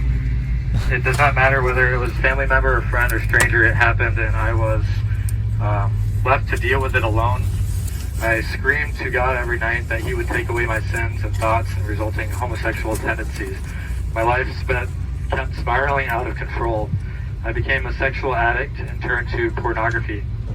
It's okay. I'm sorry if you're uncomfortable. I just want you to hear me. I'm not trying to tell you what to do, but I became a sexual addict. I think he went on for, I think it was like 3 or 4 minutes with the story, and people were just dude, like, I don't know what to do or how to react. I wrong feel very time uncomfortable. and place. It's a lot. I get it. Look, Yeah. I think you should tell your story and you Right. should get it off your chest. But make a video. Yeah. Go to YouTube. Right. Go to Yeah. TikTok. Yeah. A plane full of people trying to deplane. What? And then what do they do with that story at that point? Like, what am I supposed to do with this? And they're trying to get up and leave, and then Yeah. you're kind of like, oh, all right, well, if you have to go, go. But they're like, well, we feel weird and we don't know you. Congratulations to his bravery for doing all that. But yeah, it'd be like, It's a lot. It is a lot. It's a lot to hit strangers with. It is a lot. Yes. What did his job think about it? I've not heard. Hopefully, maybe they just say, hey, let's try to stick with the business here, and if you feel passion like that, then like you'd said, let's do a YouTube video for you. Yeah. Yeah. I think you should have a time and place to tell your story, but as people were getting off the plane, that might not be the time or place. Well, it kind of holds him hostage because I would feel so bad for the guy. Right. I wouldn't be able to deplane, so I would just kind of have to sit there and take it. Well, you're one to get people off the plane in an orderly fashion. If that were me, I would be plowing people out of the way. So I'm like, I got to get away from this. This is too uncomfortable. It's too heavy. This is too heavy. This is too much. Get me off this plane. I'm sad now. Yes, I can't take this. I don't like reality. Stay away from all the pain in the world. Cops in North Carolina have been looking for a 31-year-old guy who broke into somebody's house, stole a bunch of Vietnam War medals, and then tried trading a Purple Heart for a Mountain Dew. Wow. What a dope. This guy lays his life on the line for his country, gets injured, and some joker tries to trade that token for a Mountain Dew. How insulting. It is very insulting. Yeah, we've unfortunately got several a-holes in the whacked out news tonight, including if there were a gold medal for an a-hole, this French marathoner, Morhad Amdouni, would win it. During Sunday's race in the Olympics closing out, he approached a water station, knocked over several bottles of water, and then he grabbed the last one for himself. Oh, damn. Yeah, that might be our jerkiest Olympian, but he's also getting competition from a German coach that got booted from the Olympic Games for punching a horse. So I saw that. yeah, I don't know which one's the biggest a-hole Olympian. Thank God it wasn't an American. Well, the horse didn't want to jump because the horse was apparently being mistreated, and the Yeah. horse was like, "That's it, I've had it." Yeah, right. And he punched him in front of witnesses. What the heck are you doing, dude? Can you imagine what that coach must do when there are no witnesses? Right, exactly. Huh. Yeah, that's kind of a mess. So, and you know, who knows? People be losing their minds out there. They are. Just don't do it when you're an Olympic athlete or coach. A woman in Russia is suing McDonald's for tempting her so much that she ate a cheeseburger and she broke her Lent fast that she had going on. So that is actually McDonald's fault because they made their commercial too delicious looking. She couldn't help herself and she broke her religious obligations. No. And now she's accusing McDonald's of violating the consumer protection law and is seeking $14 in damages. 14? $14 in damages. You think we do screwy things in our court system? Welcome to Russia. You may want to settle out of court. Yeah. Another impressive thing. This is good news for McDonald's. A Wisconsin man, Donald Gorski, broke his own Guinness World Record for lifetime Big Mac consumption. He is now at 32,340 Big Mac sandwiches eaten over the past 50 years, and he has the receipts to prove it. So he has done the work and he has got the proof and he is very pleased with himself. Okay, how about 14 a week? 14 Big Macs a week he's eating. Can we talk to his cardiologist? He looks like he's healthy. I think he has. I think the guy says he's fine. Wow. I know, crazy, right? Good for him. Yeah. And how about this? Here's a guy that ate Chick-fil-A for 153 days to raise money for charity. Of course, he had to take Sundays off. He was in the restaurant and he asked me, hey, what do you think about this of when we break this record or do whatever he's doing, that if he would make a charitable contribution to a nonprofit here in Bakersfield, and would I be willing to match? I got with Troy. He was a fan of this charity, and me, obviously, I love kids. I have kids. I said it's a perfect thing. Foster youth is very important, so we wanted to assist them as much as we could. Okay. Huh. That's kind of a good thing, I guess, ultimately. But then you're right. Yeah, you can't eat on Sunday. Yeah, it's true. So you got to take a day off. So is that almost like cheating? I don't know. I guess every day that Chick-fil-A's open, he's eating there. Huh. Yeah, clearly the Big Mac is a lot more impressive, though. 32,340 over the past 50 years. The numbers. Yeah. I guess there are a lot of people out there that have their own impressive eating feat.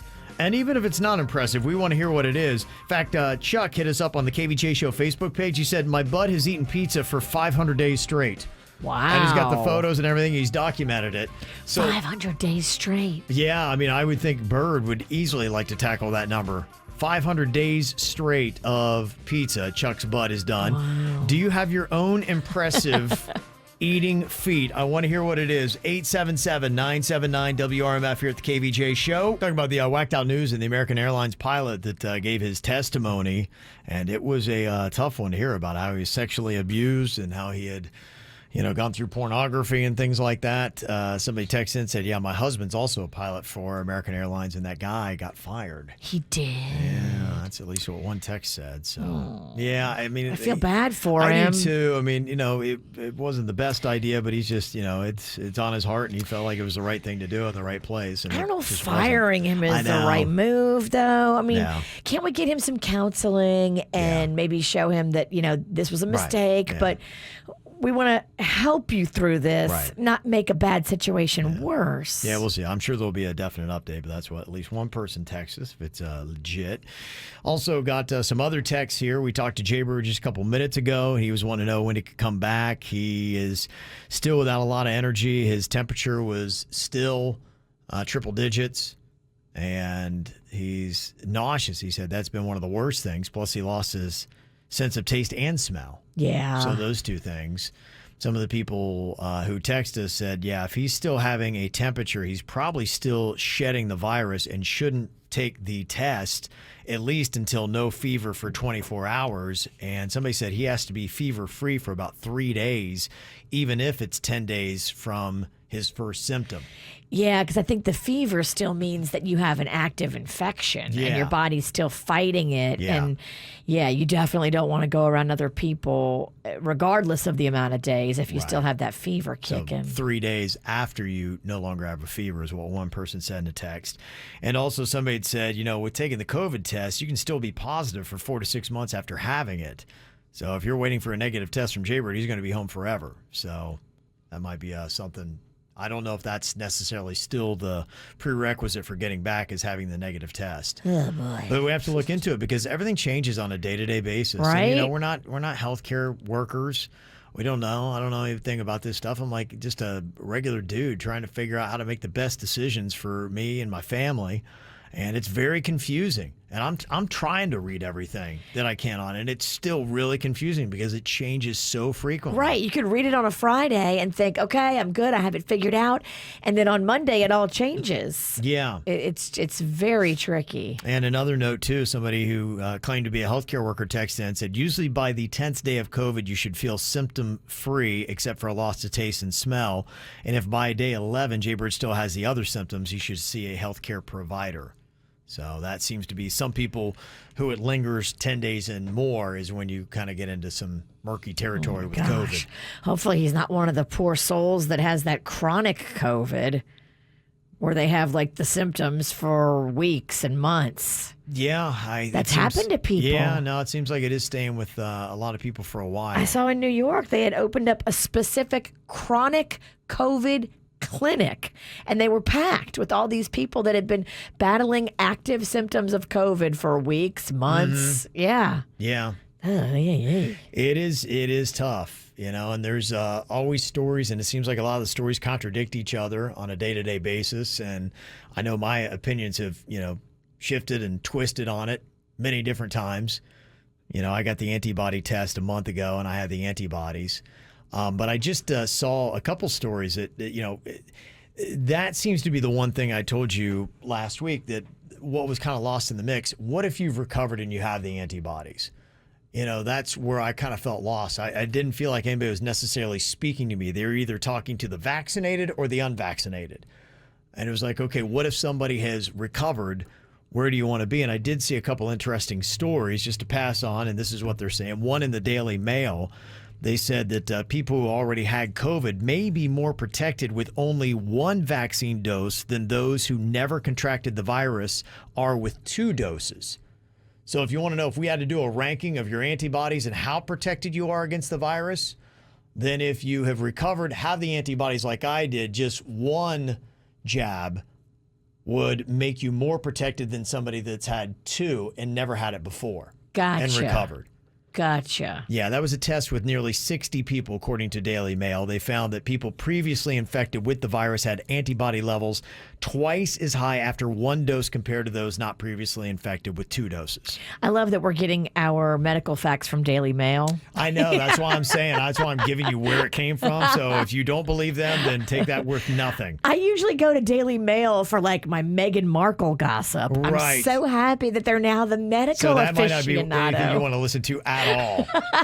But that's just it. That's why as you're reading these things, be like, okay, do I trust that? Do I not trust that? Is this legit? Is that not legit? How do I know who to trust and who not to trust? Yeah. And they did have this one from Fox News where they said unvaccinated people who have had COVID are twice as likely to face reinfection as those who have received the vaccine. So the CDC looked at Americans who were age 18 or older and had previous COVID-19 infections in 2020 and experienced a second infection between May and June of 2021. And they found that unvaccinated people had 2.34 times greater odds of reinfection compared with those who were fully vaccinated. So that is their story on that. All right. Yeah. You got me spinning.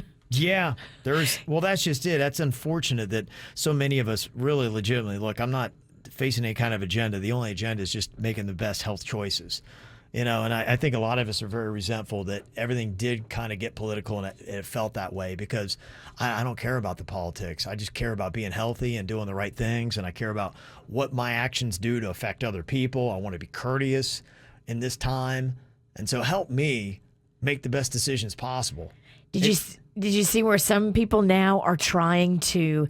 They're getting triple vaxxed. So instead of just getting the 2 shots, they're now going back in and pretending like they never got vaccinated and getting another shot because they want to have extra protection. Right, and especially I saw was the people who got the 1 jab Johnson & Johnson, and they weren't feeling as secure about that one. And so, yeah, and it might be possible that, if you're immunocompromised, that by, I think, September, they're saying you might want to possibly look into that. So again, read into that and talk to your own personal doctor about what's right for you and what choices you can make. Hopefully he doesn't have a political agenda, or she. Hopefully. So, hopefully that's where you can get some great information, and not from a radio DJ, but that's just what I'm seeing, and that's what I'm hearing, and I'm trying to make the best decision for me based off this stuff. Who do you trust more, a radio DJ or Daily Mail?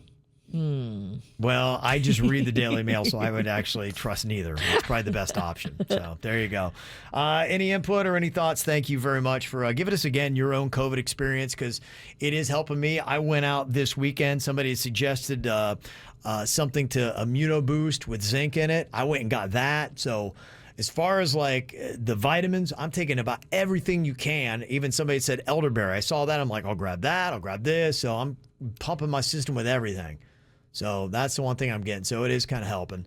Yeah, I did one of those IV bags. You just can't have too many vitamins in you now. You can't right now. You can't do enough. You just can't. Yeah. If it makes you feel better and more protected and helps you psychologically, that's helpful too. Yeah. I'm not paying my mortgage because of the vitamin cost, but at least I'm doing all I can for this. So, do you think you're ever going to be all delivery, where you really don't ever go to a store ever again, Virginia? And if so, when would that happen for you? I mean, it would be really hard for me because I have a weird body and a tender foot. So I have to try stuff on.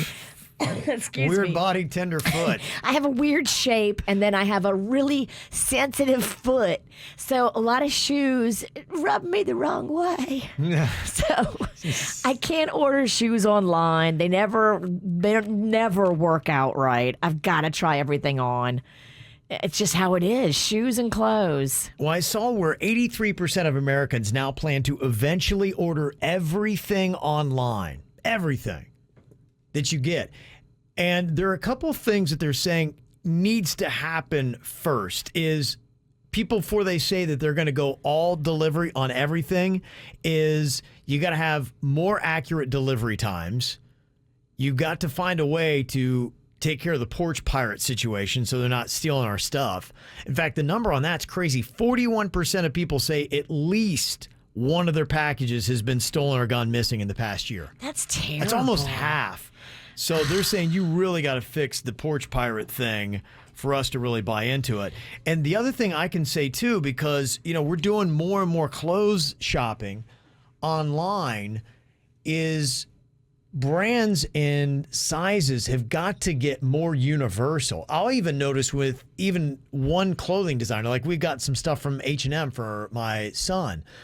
And even between what was supposed to be a small and a medium, they were varying a little bit. I'm like, this is within their own brand that they can't get the sizes right. So how would you know if you're going between PacSun or this or that or that? Because a small could be a large with somebody else. And some stores do this on purpose too, because I know for a fact there are some couture ladies upscale stores that they will, like the dress will be a size 8, but they'll put on the tag that it's a size 6 just because they want you to feel like, oh, I'm in a size 6. Yeah. When full well you should be in a size 8. It's trickery. Trickiness.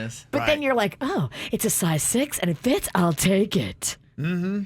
Yeah, I think that's what it is. To me, they've got to fix that. And honestly, for us, we do food, a majority of our food. We still, run to the store periodically, but I don't think that we necessarily need to. Fresh produce, things like that, That's what I think would be kind of tough, right? I like to touch the meat. I like to touch the cheese. Slower. I like to touch the vegetables, specifically that eggplant. No.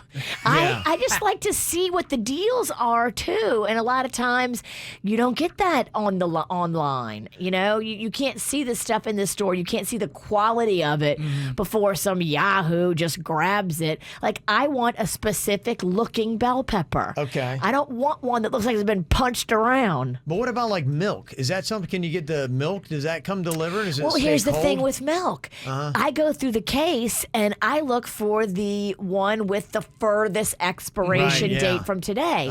Is the person that's going to shop for me going to do that? Right.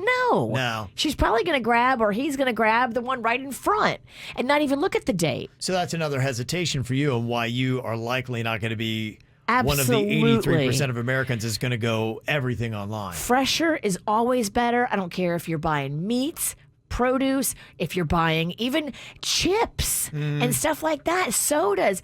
Always look at the expiration date. Fresher is better, and the delivery person's not going to put in that work. Denny's, what do you think would keep you from going all the way ordering everything online? So I gotta admit, I'm probably about 80% online right now. Really? That's Okay. about what I roll. Yeah, And the stuff we're you're probably about the same. Do you have any porch pirate issues? I haven't had any, thank gosh. That's good. But yeah, so a lot of the stuff we get, like the produce and stuff, I'll go to the store. So I find myself only visiting the store maybe twice a week and buying less than $100 worth of stuff. You used to go buy $300 worth of groceries. I have all paper towels, all toilet paper, all cat litter, all cat food. All of that's delivered to me. I have it set for every 3 months. Paper plates, plasticware and stuff for every like 5 months. You can set different thresholds for everything, and it kind of just comes. And I mean, if anyone takes it, it's not even that big of a loss for me because a lot of it's going to be paper products. You know, Right. You don't care. Yeah. If they snag it, it's not like grandma's ashes. The other stuff was the that would be rough. Is bottled waters, which I have a filter now. But before that, I had all bottled waters, all stuff you don't feel like carrying. It was all sent to the house. Absolutely. Why not? So all that's great. And actually, this shirt, all my shirts are all off the internet. So what I did, a little tip, I guess, is I found one company that fit well, and they all list their dimensions now, and you just match the dimensions with other websites.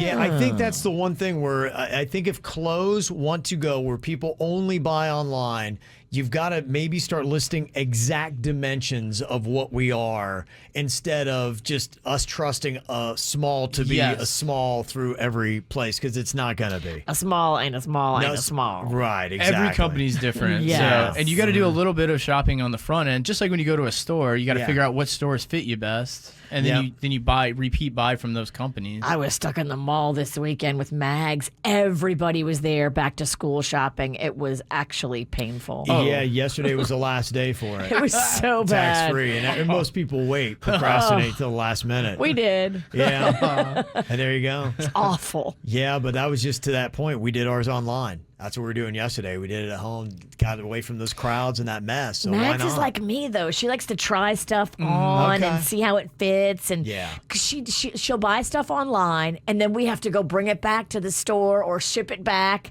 because it's the wrong size and fit, and she's growing in some areas. And Well, if you look at the companies too, like Kohl's or Target, they sell a bunch of shirts, but they're all like H&M. They're all different manufacturers. Yeah, if you look up that right. manufacturer, you can go right to the source and look at all of theirs. So if you find one manufacturer that crushes it, just order all their stuff, because then you know everything's going to fit exactly the same. look at you. That's a good tip. Hey, just some tips. I try to do it all online these days to make it easier, you know? If you're going that route, what tip do you have if you're trying to order everything online, or what still needs to get fixed before you would? 877-979-WRMF. You can hit us up here on the KVJ show. Interesting stuff if you're looking into it. 83% of Americans plan to eventually order everything online. That's where we're going.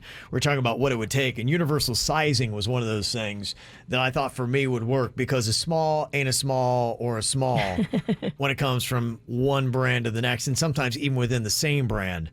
They just fit different, and it's not the same. Glenn in the Pizzle said that I discovered Amazon Prime Wardrobe, where you can order the clothes that you want, and when you receive them, you got 7 days to decide whether or not you want to keep them, and anything that you don't want, you send back in the bag that they provide, and they only charge you for the clothes that you actually keep. There was a company that was doing that, Trunk Club or something like that, and now I imagine Amazon, who's just swallowing everybody up. They bought Trunk Club. Or else they just said, thanks for the idea, we're going to do the same thing, but And we're going to do better. it better. Yeah. I mean, that's the toughest thing. If you're a young like entrepreneur now and you're trying to come up with an idea, anything you do, Amazon's going to be like, oh, cool idea, we're going to do it too. Stole it. Yeah. In fact, this is a good idea. I'm surprised Amazon's not. Somebody said on Shark Tank the other day, somebody pitched an idea for a lockbox that goes on your porch, and it's got certain codes, and it can be open and closed via an app, and it's got a refrigerated section in it for any like cold type deliveries. Huh. They said it was pretty cool, and they got a deal out of it. I can imagine, but then what do you do when Amazon's like, oh yeah, it is a good idea, we'll start doing that too? And we took your idea. Right. How do you stop Amazon from just taking everything? I don't know if you can you? They gobble up life. Yeah. Okay. Well, there you go. Coming up here in just a couple of minutes, is there a certain place, Virginia, in South Florida, where you notice more iguanas than anywhere else? Well, the place I noticed the most iguanas was when we were in Key West and Jaybird was feeding them pizza. Yeah. It was like one of them whistled to all his friends and said, hey, pizza buffet. And then they just come out of the woodworks. They came out of mangroves. They came from under cars, out of bushes. Yeah. Well, it's kind of interesting because on our Facebook page, we're asking the question right now. And the number one answer is anywhere near a canal. Yeah. But I remember not long ago, I was golfing in Delray Beach. I can't remember the golf course that it was. But every hole, we saw at least like 6 or 8 iguanas running all over the place. It's the most I've ever seen iguanas anywhere in South Florida. I feel like they wouldn't want that action on a golf course. No, because I mean, how do you rule that if you peg an iguana with your golf ball? Is that a penalty? Do you have to play it from where it hit the iguana? Like, how does that all work out? I'm not really sure. I'm sure iguanas would get in the way, too, if they're scampering and they move your ball. Oh, big time. Yeah, they're kicking them around, knocking them all over the place. There are a couple of parks that some people were listing because we put this on our Facebook page. Marietta had said John Prince Park. They're huge, and there is a ton of them there. Okay. Somebody else said Dryer Park. In fact, you can actually, park and walk through. They got the zoo there. If you're in West Palm Beach. Yes. Mm-hmm. So apparently those are a couple of places. So if you've got a spot and you're like, okay, either it's a warning to stay away from the iguanas or for some reason you want to see the iguanas, you can go and comment on the KVJ Show Facebook page. Just go to Facebook, find KVJ Show, and make sure while you're there you follow along as well. Dang, somebody said that they were just south of Lake Worth Beach on Ocean Avenue and saw about 100 iguanas yesterday during their walk. Oh, Lord. Yeah, they seem to go in gangs, don't they? It's like these iguana gangs because they're just someplace, I don't see them often, but then when I do see them, it's like I see 100 of them. Street thugs. Yes, these godless iguanas that are taking over South Florida. Well, don't feed them pizza. I learned that from watching Jaybird. Is there any kind of like rules on that? Because I know people do feed them. Is that something that you're not supposed to do? Is that a big no-no? Or is it like, oh, it's kind of nice?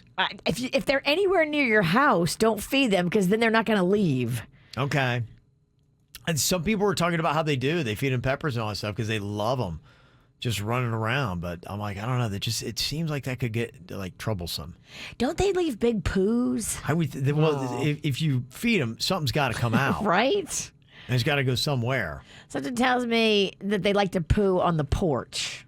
Yeah, it feels like there's probably some kind of guidance there that they've given us about like you shouldn't be doing this or don't be doing that. I've got a lot of little lizards. I mean, they're nowhere near the size of the iguana. And the little lizards leave lots of poo presents. Tons. Right, yeah. And I don't like it. The iguanas is gigantic. Embarrassingly, I stepped in some because there's like a harem of them behind my house. It looks like a toddler's taking a dump, doesn't it? It's pretty big. Yeah, it does. And I smashed it with my foot, and I had to wash my foot outside. It was horrific. But they all just pile on each other and just make love. It's crazy. Yeah. Okay. Gotta watch out for these godless iguanas. I have like 14 in the tree next to me. Well, coming up here, we've got the After the Show podcast going to be live on YouTube in just about 5 or 10 minutes. You can watch it either live or on demand or get it on the free 97.9 WRMF app. Denny's standing in for Bird here, who's out. This is day 6 with the COVID he's got. Yep. So he is slightly better, but he's still down and out with it. So it's nasty stuff. So yeah, he's still got that fever. As long as you've got that 100 fever that he's carrying, it just shows that you still have an active infection. Yeah, just keep him in the prayers. Yes, and we're going to drop off another little care package to him today. Nice. Yeah. I brought him fresh fruit. I'm sure he didn't eat it. Right. It's not so fresh anymore. Yeah. All right, Denny's, if you wrap us up, stand in for the Bird with your thought for the day. If the plan doesn't work, change the plan, but never change the goal. I like it. The KVJ Show on 97.9 WRMF.